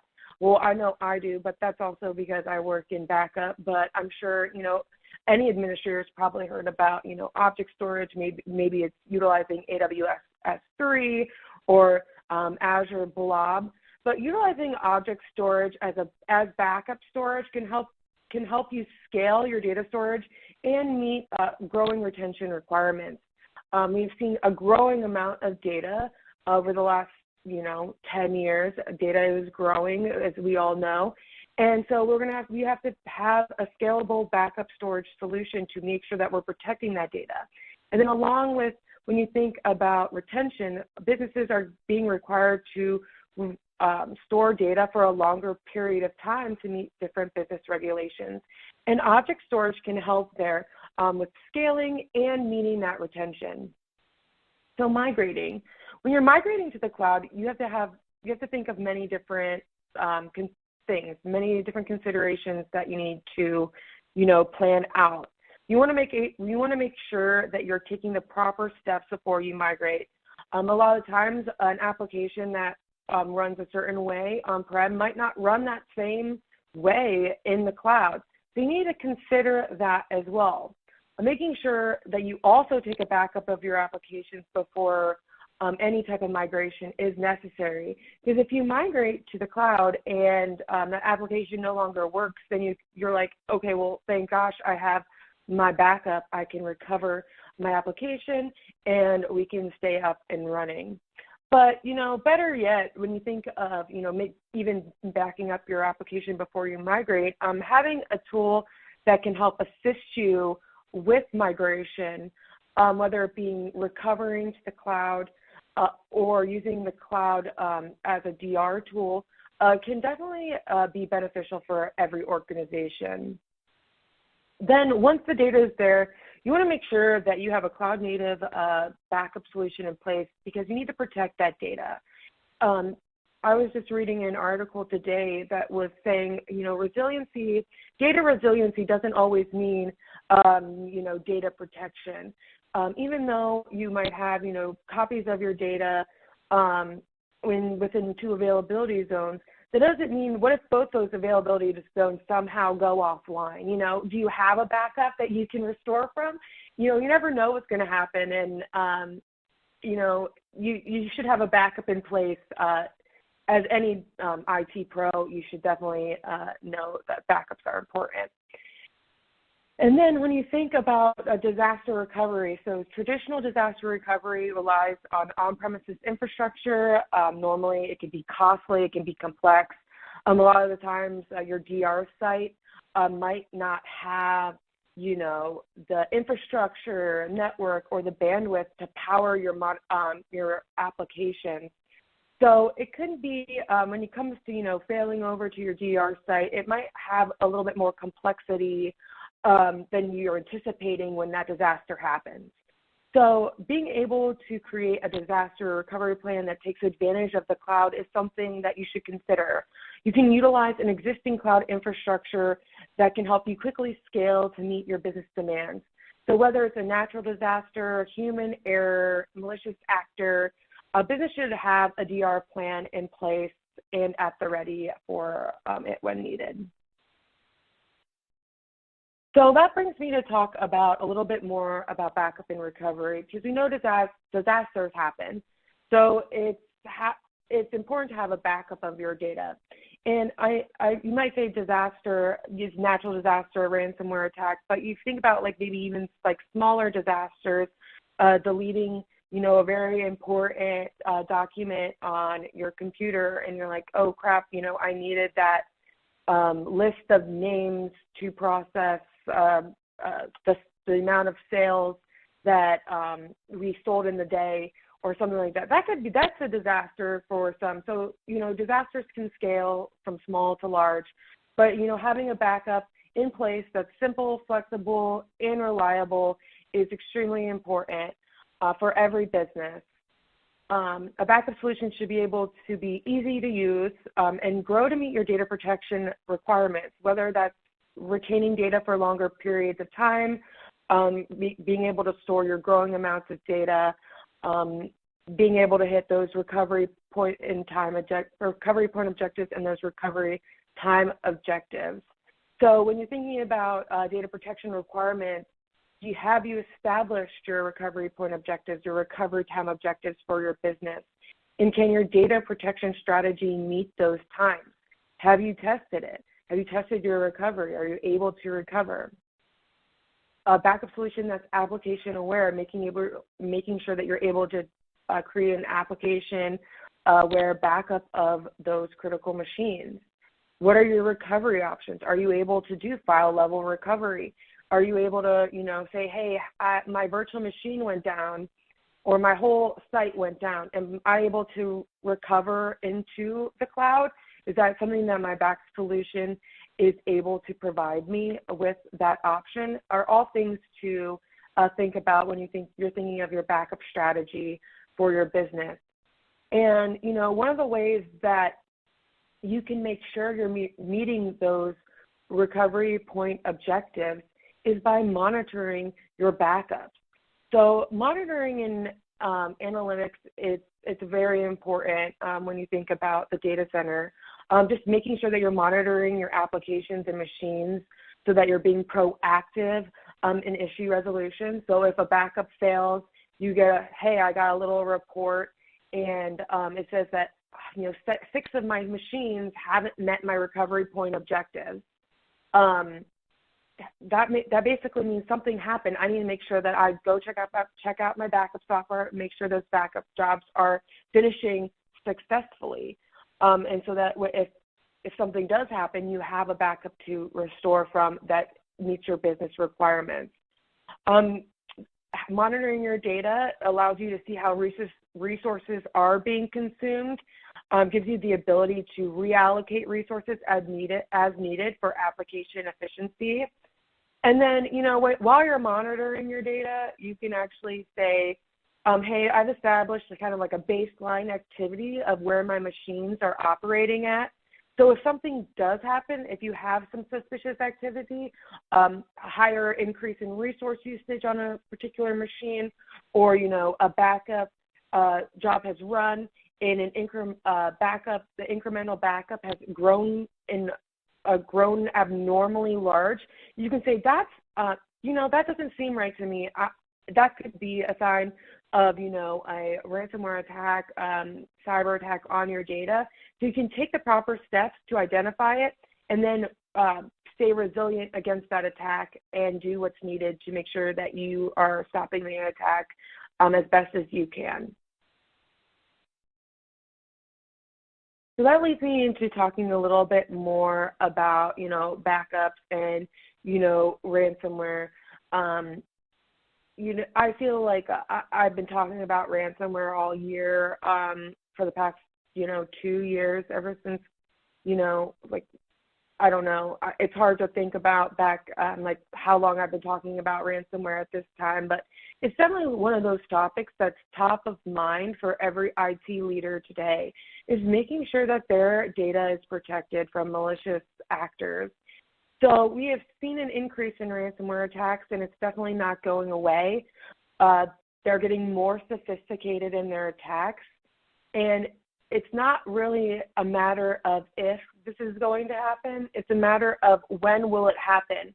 And do I have a strategy in place to stay resilient, to help protect my data, and to almost be on the, like offensive of ransomware. So like, backups are under attack. Do you have, an offline air-gapped or immutable backup copy of your data so that that data can be saved from being changed, altered, or deleted? There is an increasing pressure to pay the ransom. But, if you pay the ransom, that doesn't mean that you're necessarily going to be getting all your data back. And then when you do get your data back, can you trust that data? Like, is it still safe? So all things to consider, and how, Veeam comes at, protecting your data from ransomware. It's really a holistic approach to this problem. It's not just one product or one feature, but it's a full solution that combines best-in-class technology so that you can continue your data protection journey, so that you have that flexibility, you have visibility, making sure that you're detecting, monitoring your data, and receiving alerts when that abnormal activity happens. Being able to, provide orchestration tools for when a ransomware attack does happen, saying, hey, I'm able to, orchestrate my DR plan and get back up and running as needed. And then, having reliable recovery. Have you tested your backups? Are they able to recover? So these are all something to think about. I mentioned, immutability a little bit more in the previous slide, but, when you think about backup, trusted immutability, are you following the 3-2-1-1-0 rule? If you're not familiar with that, I'm pretty sure the next slide I will be, talking a little bit more in details about that. I'm thinking about your recovery options, secure restore, being able to instantly recover and orchestrate DR. So this is really Veeam's approach to the ransomware problem, and really going to be able to provide you with more of a holistic approach. So with, I mentioned ransomware is top of mind of almost every IT leader today. What does Veeam customer, support advise? When I was in the office, I used to actually sit on the floor with customer support, and, they're not always fighting like the biggest fire, but they are, on the ground. They're helping our customers, helping them make sure that they're getting their data back, recovered, and also, helping with everyday type of things. So what was some of their advice that they had? And one of the top tips was having an ultra resilient copy, following the 3-2-1 rule, which basically means having 3 copies of data on 2 different media types, one of which is offsite. If you take this a little bit further, one which is air-gapped, offline or immutable, and then if you think about it, 0 errors in recovery. So not following this rule, you're really, limiting yourself on the amount of backup copies that you have that you can restore from. Making sure that you have separate accounts with separate permissions. You don't want to have, domain admin for all. It's important to, separate these accounts. Make sure people who need access to the application have the access. Not everybody has access to everything, so definitely consider rule of least privilege when it comes to your data center. And then lastly, consider that restores may take longer due to slower storage. So when you're planning a recovery strategy in advance, make sure you're going to account for the time needed to restore based on the resources you have available. So it would be horrible to go say, hey, I have to restore all these machines and my DR site can't handle, doesn't have enough resources to power these machines, or can't handle restoring them at scale. So definitely something to consider. That's why we talked a little bit about, considering the cloud infrastructure for DR. Definitely something to think about when a disaster happens. So it does say here, the catch, secure, restore, get past. So if you're not familiar with what secure restore is, secure restore is a Veeam technology that is available. Basically, what it allows you to do is run an antivirus scan on your backups before you restore them into production. And so to consider here, you can basically schedule a secure restore to happen on your backups in an isolated lab environment that Veeam can also help you spin up. And then you basically say, okay, like every Friday, I'm going to run a secure restore in my data lab that I have configured, and I'm going to, run that antivirus check, and then it will do that in that lab, isolated from your production network. It will say, hey, we found a virus, so you could say, okay, I'm going to abort this, or it will say, hey, everything's good.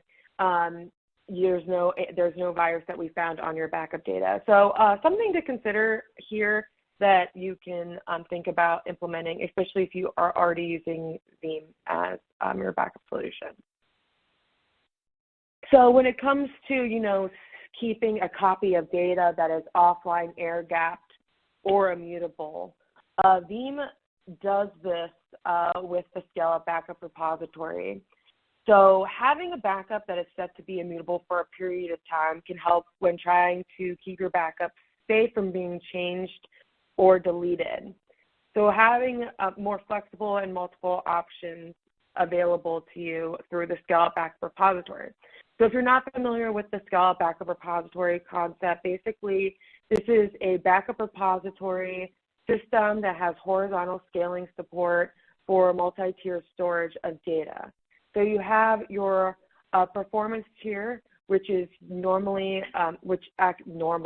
which is where your data will be stored first.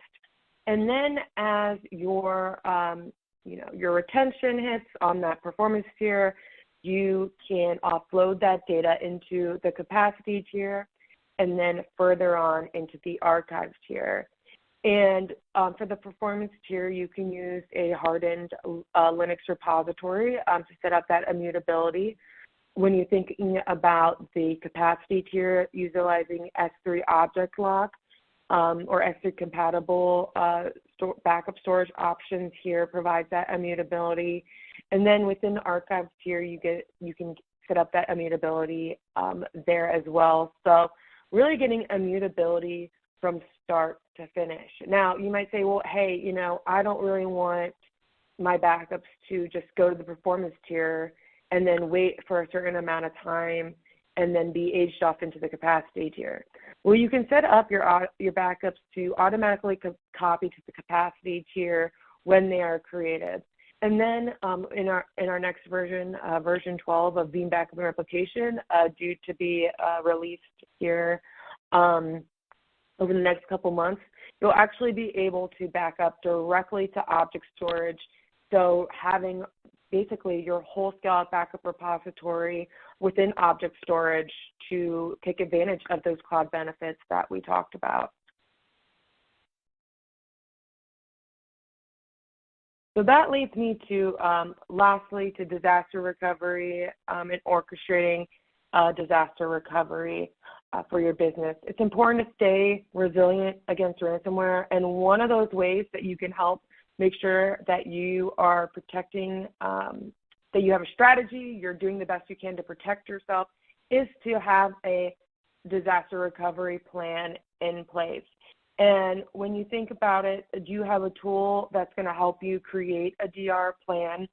Having a plan in place is, going to help ease your mind, especially when that attack happens, that natural disaster happens. Hey, we have a DR plan, and we've actually tested it. It's going to make you have a way more peace of mind because I know, when a disaster happens, we're all kind of frantic. And so having a plan that's tested is definitely going to help. So when you think about a disaster recovery orchestration tool, Does it provide you with automated DR testing, making sure there's no RPO or RTO violations?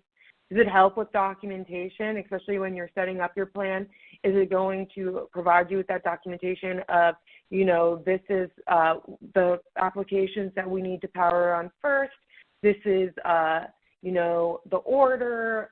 This is, how the data center is set up. Different things like that can all be helpful. And in the end, with, being able to test your DR plan, being able to benefit from that documentation so that you avoid those RPO and RTO violations is going to save valuable time for you when you're planning for DR and also when you're in a DR situation. So Veeam Disaster Recovery Orchestrator is the tool that Veeam uses to orchestrate and plan for a planned disaster recovery. This works with continuous data protection replication. It works for regular replicas. It also does storage failovers with our storage partners, and it can do orchestrated backup. So we have a lot of, it really allows you to provide, orchestration when it comes to your DR, and it allows you to plan for any DR scenario, even ransomware.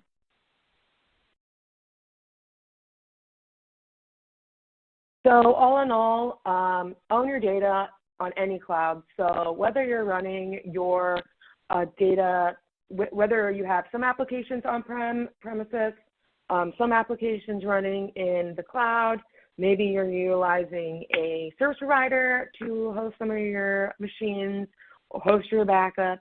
It's important to be able to protect, control, and manage your data with a cloud-native backup solution. Have that cloud mobility.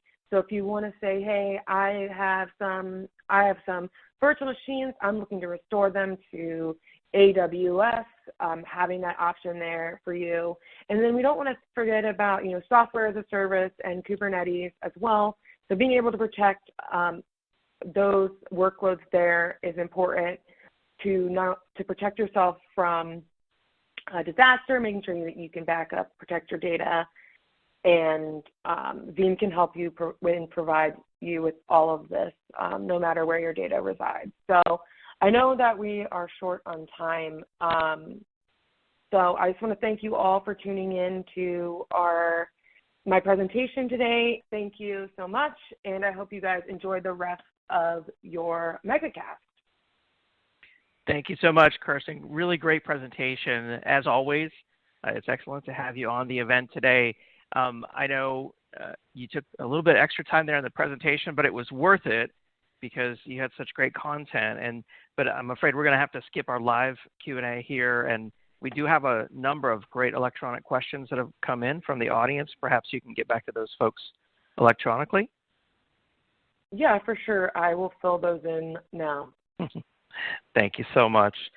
We appreciate your expert insight here. We appreciate our friends at Veeam supporting the MegaCast today. Thank you, Kirsten. And I encourage everyone to check out the poll question that's on the screen right there. What additional information would you like about the Veeam solution?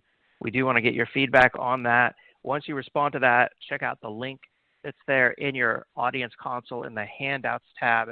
That'll take you to the #1 hybrid cloud backup guide, Own Your Data Any Cloud with Veeam. Make sure that you check out that resource. Just download it in PDF and you can read it after the event.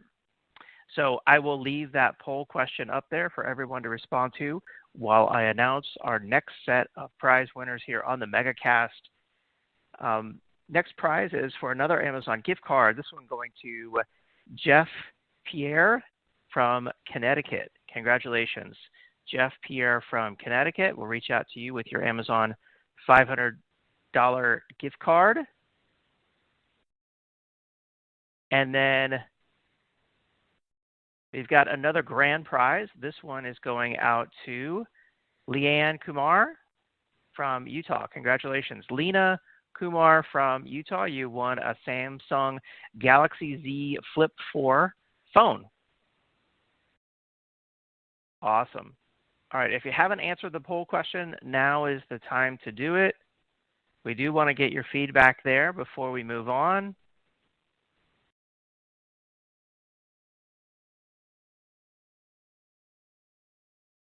All right, thank you to everyone who responded.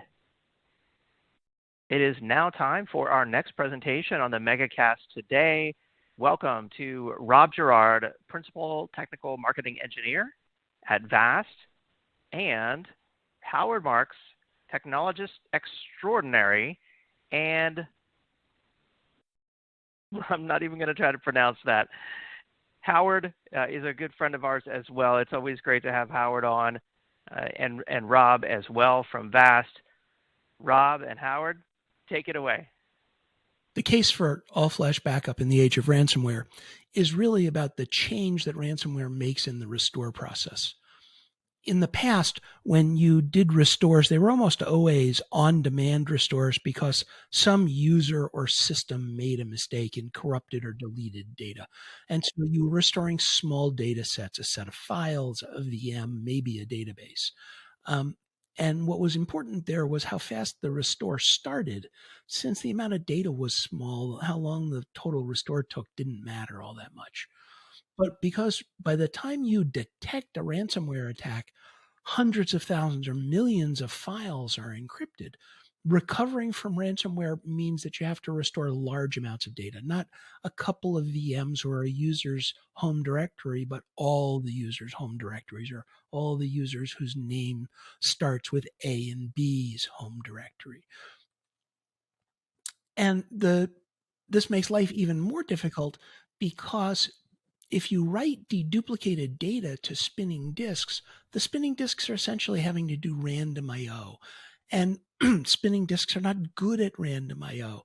So the disk that could deliver 125 or 200 megabytes per second of throughput, if you were doing 1 megabyte sequential reads, like everybody thinks backup data is, but deduplication and incremental forever have changed that. If instead you're reading 8K deduplicated blocks, you don't get 100 megabytes per second, you get 800 kilobytes per second. And this just means that restore times suffer.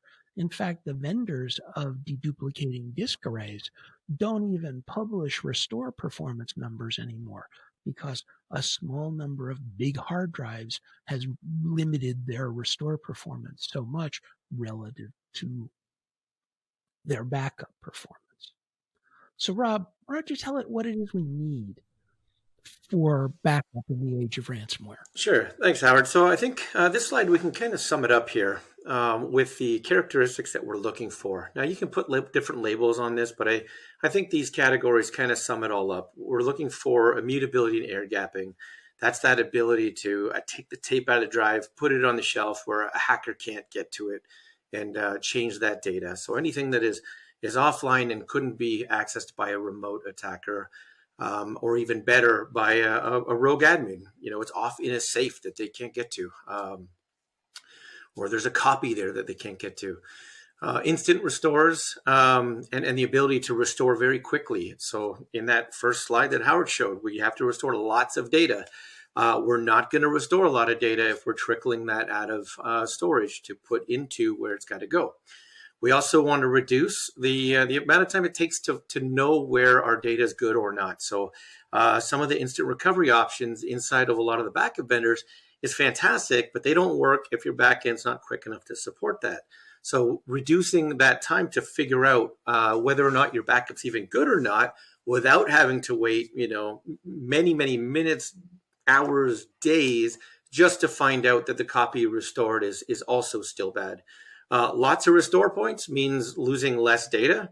So either going back that much further because you got infected even longer ago than you'd thought and before the trigger hit, or and then minimizing that point to where your data is good and not having to throw a lot out, unless, of course, you just want to pay the ransom. And then detection automated response. So closing down that window to when to detect that there's something gone wrong. And so if we advance here, so now this, back one. Here we go. Thanks. So in the age of ransomware, I would say that the last 4 bullets here require all flash storage. So that first one can be accomplished with tape and other technologies. But these last ones really do require all flash for some of the performance reasons that Howard alluded to earlier.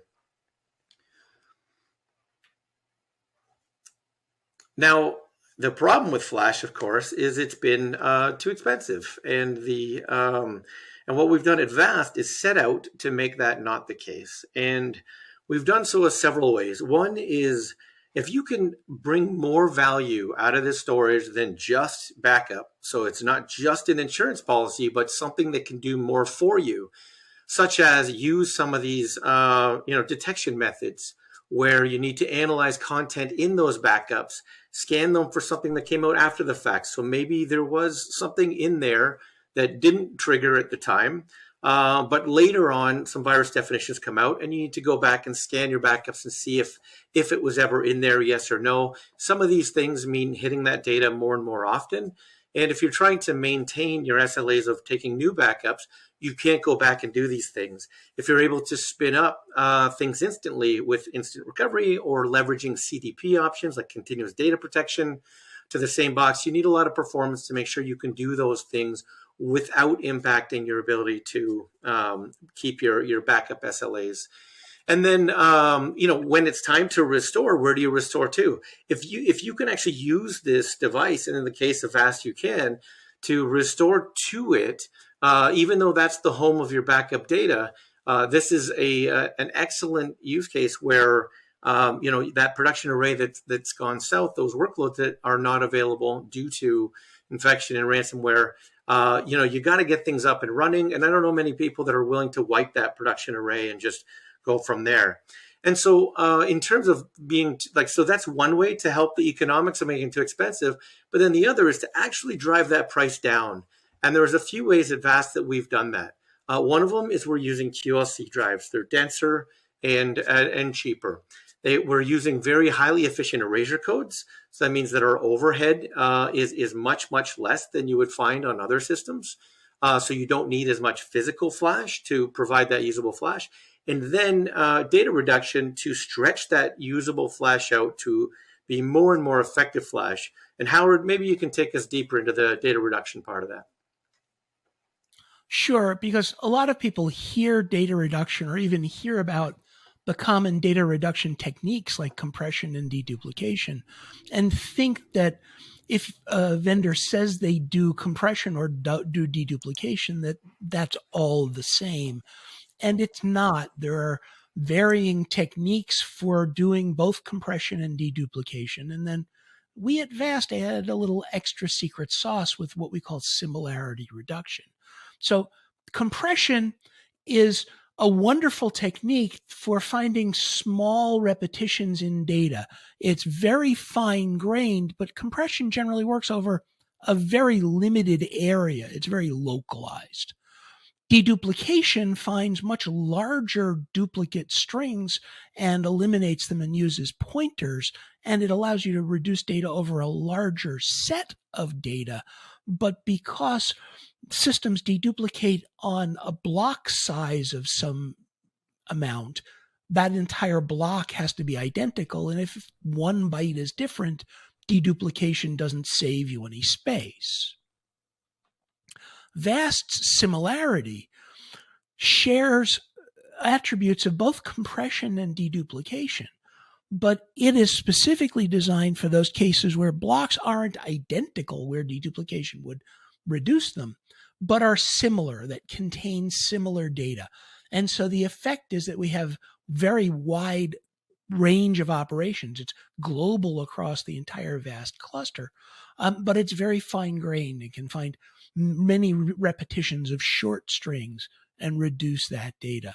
The combination gives us a level of data reduction that we guarantee is higher than any other storage vendor. But the next question about data reduction is, at what point in the chain do you want to do it? And you have multiple choices. You can reduce at the source, and reducing at the source is good because it reduces the amount of network bandwidth that you use from the client to the backup engine. But because you're reducing using the CPU of a server that you want to actually do real work, that CPU may not be available. You can reduce in the backup server, in the data mover. That's also good for reducing network traffic. It won't reduce network traffic from the client to the data mover, but it will reduce it from the data mover to the storage. The problem here is that deduplication is limited not by being local the way it is on the client, but because backup software vendors just can't make you buy $60,000 servers to run their software. They have constraints on how many cores and how much memory you'll give them. And since deduplication usually requires keeping a hash table in memory, they trade deduplication quality away and deduplicate on large chunks. At the storage, frankly, customers are willing to pay more for that same amount of memory than they would in the data mover because it's hidden in the total cost of the storage system. And so storage systems generally get the best reduction. Storage systems also have more time to do reduction because they don't have to be dealing with it in line. Some processes can happen later. But if you do all of your reduction at the storage system, then you're going to need a big pipe to get to that storage system to meet your backup targets. The things you have to think about are network consumption and the total size of your backup set when it sits in the storage, because that's the storage you're going to pay for. And so you may find that you want to do reduction that's relatively inefficient at the client because it reduces your network traffic by 2 or 3 to 1, and then reduce again at the storage to get another 2 to 3 to 1 and use the least amount of space. So there are other reasons other than just quality that you want deduplication at the storage. And the main one is, as much as you'd like to believe that you back up all of your systems with one backup application, you don't. You change from one version of a backup application to another. You have different platforms you use different backup applications for. Or most commonly, your DBAs don't trust the Veeam or NetBackup or whatever other backup software you're using, and they insist on using RMAN or SQL Server dumps directly to storage. You have a new version of Veeam, it changes the format of the backup. And with all of these software-based deduplication systems, eventually you have some problem with the index that requires you to start with a new full backup. And all of these things add up to mean you get lower and lower reduction and use more storage to hold your backup set, which costs you more money. If you're deduplicating and otherwise reducing in the storage, it doesn't matter that data is coming from multiple streams. If it contains the same data, it's going to deduplicate. And if it contains similar data, it's going to reduce via similarity. So we generally see 2 or 3 to 1 reduction for those cases. So Rob, why don't you tell us about how VAST addresses these issues? Sure thing. So building on what Howard said about deduplication and storage, it's very important because this is a bit of an insurance policy for you. So if you make one of those changes for performance reasons, and now you need a full copy, that could take a lot of space. So all of these reasons protect you as a customer from not blowing your budget on storage and not going over what you would expect just because you changed a setting inside. So what storage should you choose? Well, I think it's going to be obvious that we're going to say VAST, not only because we work for VAST and we're here representing VAST, but we work for VAST because we believe that we are the superior technology out here for this. So we partner up with all of the modern data protection solutions out there. We're partnered with Veeam and Commvault and Veritas. And we're also partnered with some others that you might not expect so, which are like Cohesity and Rubrik, which we can provide an archive to extend and take that even further to hold things so that not as many bricks or nodes are required. And so our system is truly built for exabyte scale. So this is one massive namespace that we can keep building upon and building upon. So scale is something that VAST is focused on, and doing so very economically is another thing that VAST is focused on. And then the performance side of it, well, when you throw this many SSDs at something, it's kind of hard to screw it up. So we've put the focus there, and then we've ended up getting excellent performance. It also helps that we did get our start in the HPC space. So I'm not going to say that we ignored performance. That's not at all the case. But our emphasis is really about delivering this all-flash, predictable experience at very large scale. And so some of the ways we can bring down the cost is that effective amount goes that much further with all of the data reduction techniques that Howard just covered. The erasure code. So this is essentially you're taking your disks and you're striping really wide. And on a vast system, on our smallest clusters, our least efficient, we're looking like about a 15% overhead, which is a 36 plus 4, 36 data and 4 parity. And we can lose up to 4 drives. And as soon as we've lost a drive, we start to rebuild. So we have a failure in place mechanism that will rebuild it. And once it's rebuilt and restriped on the other disks in a very efficient way, where we only need 25% of the other disks to read from to actually rebuild that, and doing it in Flash makes it faster in the first place.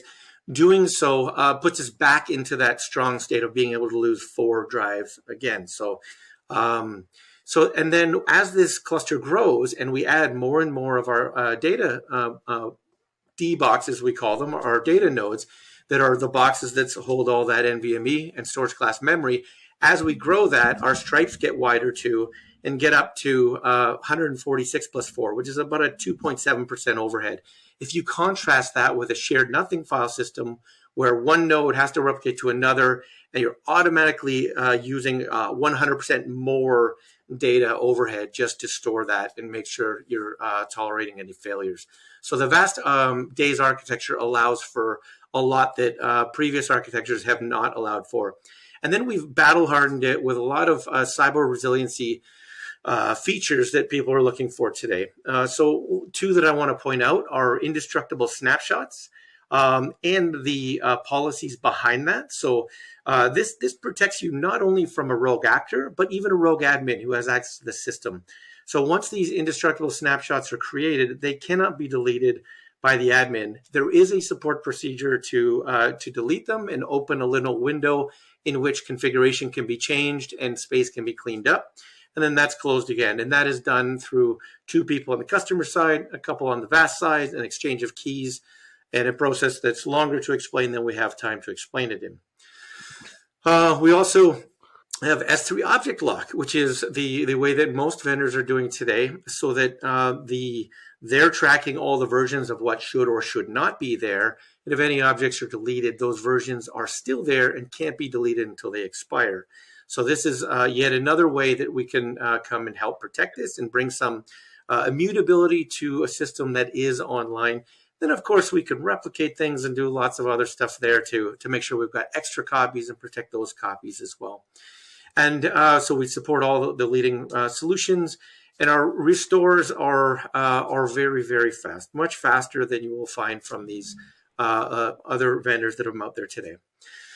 So just one more piece on our architecture, if we go on to our next slide here, is the way that we're built with this. Let's see. There we go. So we've got some front end, what we call C nodes. These are running containers, and these are truly stateless, and all of their state is held at the back end. The back end is comprised of storage class memory and very economical QLC drives. Now, we leverage these storage class memory in several ways. One is as a write buffer that has a lot of endurance. And that way we can protect what's generally low write endurance on the QLC. If you don't believe us about the write endurance on the QLC, that's fine. We'll just back that with a guarantee that we will stand behind these drives and make sure they are good for your 10 years of life that we want you to get out of your system. The data reduction, all of the reduction is normally inhibited by how much RAM you have in a system. But in an architecture like this, where we're storing that shared smarts in shared storage class memory, all of those front-end C nodes can take advantage of that. and there's no cache coherency issues or any other issues along those lines. And then from a global data reduction perspective, I can't stress enough how important it is to have it in one big dedupe domain. Because as soon as you outgrow another appliance and have to start a new one beside it, your efficiencies drop a lot, because any new data written to new appliances can no longer be deduped to what had previously been written. And in the backup space, you don't get that space back from what was written before until it ages out, which could be a very long time. So all of these together put VAST as your data protection target of choice. And with that, we're going to wrap it up here and take a few questions.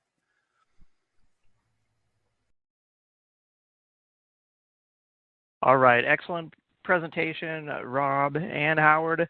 I always learn so much when you all are on the event. I just brought up a poll question here for everyone out there that says, what additional information would you like about the VAST solution? We do want to get your feedback on this poll. We'll leave it up while we take your questions. So if you have a question, now's the time to get it in.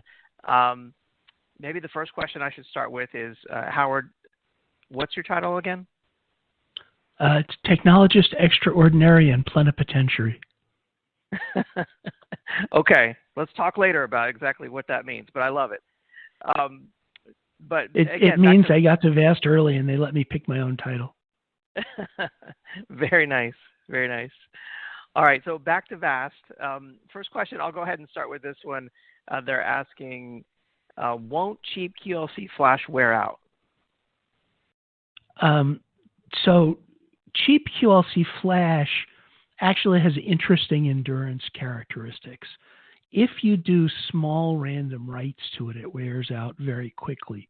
But if you do large sequential writes to it, it has over 20 times as much endurance.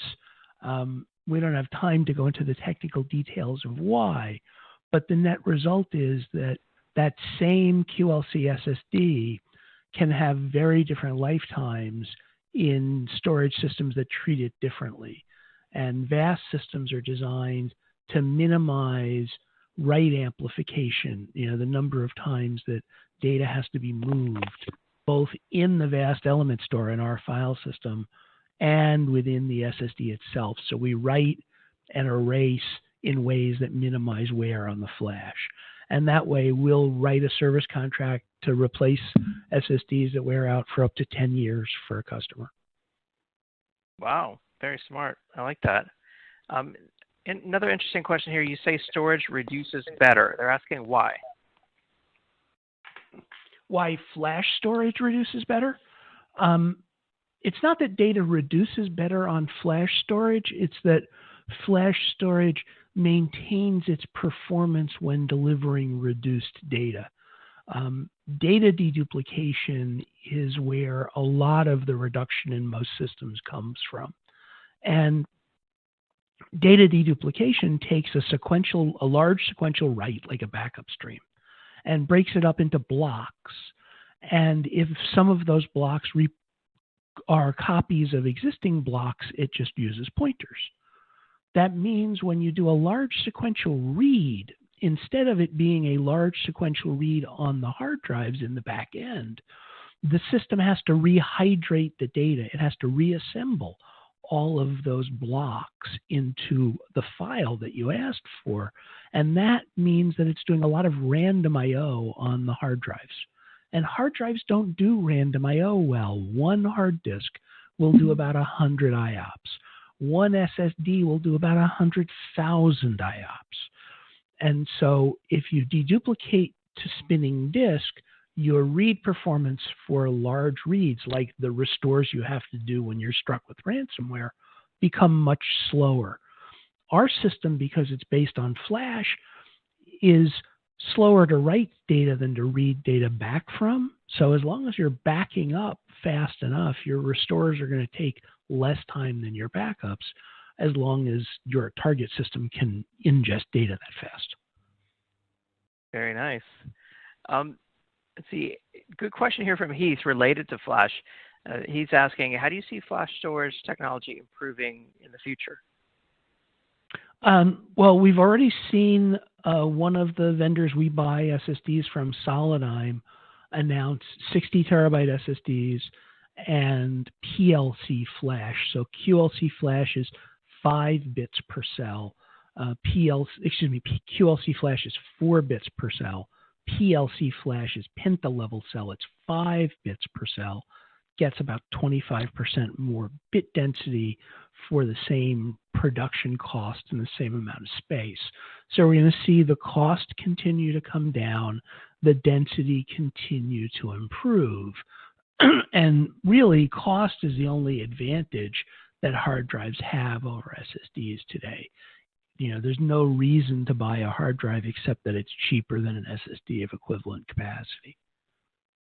Wow, that's amazing. It's just incredible numbers there. Another question they're asking if VAST integrates with public cloud storage in some way. So today we essentially back up to an S3 compatible object store, which could be a public cloud object store.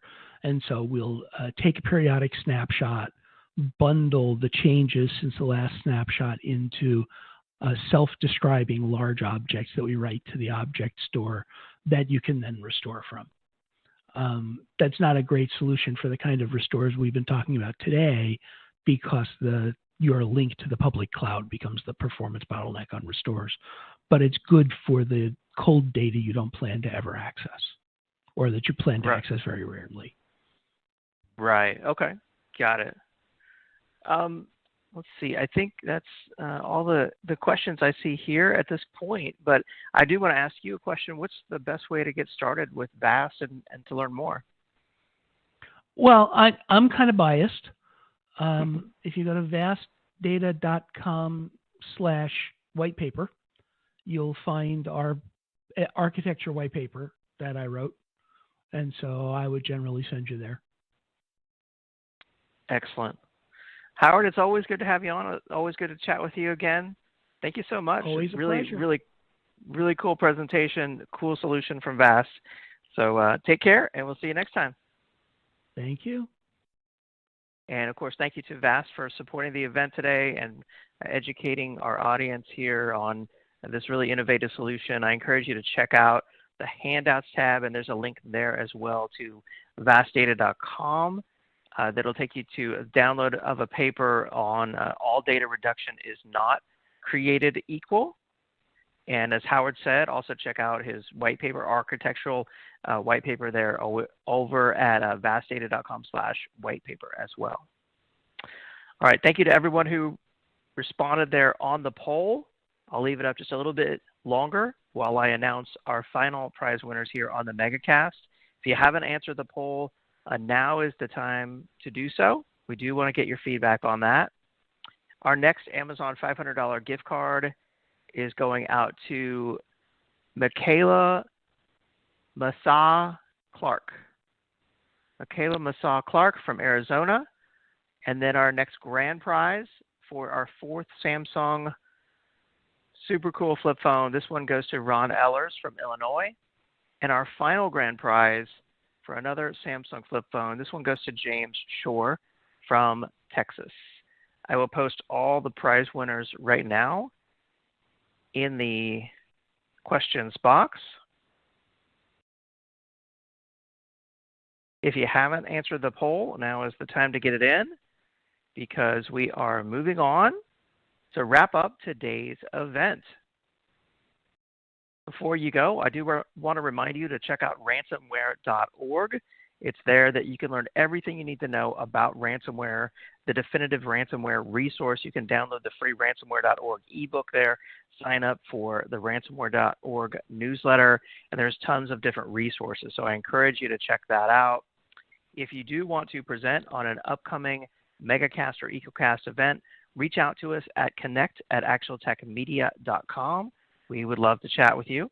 And then for everyone out there in the audience, I look forward to seeing you on our next big event coming up. It's the Enterprise IT Virtual Summit happening on November 15th. That's next Tuesday, on exploring innovations in IT, up-leveling business outcomes.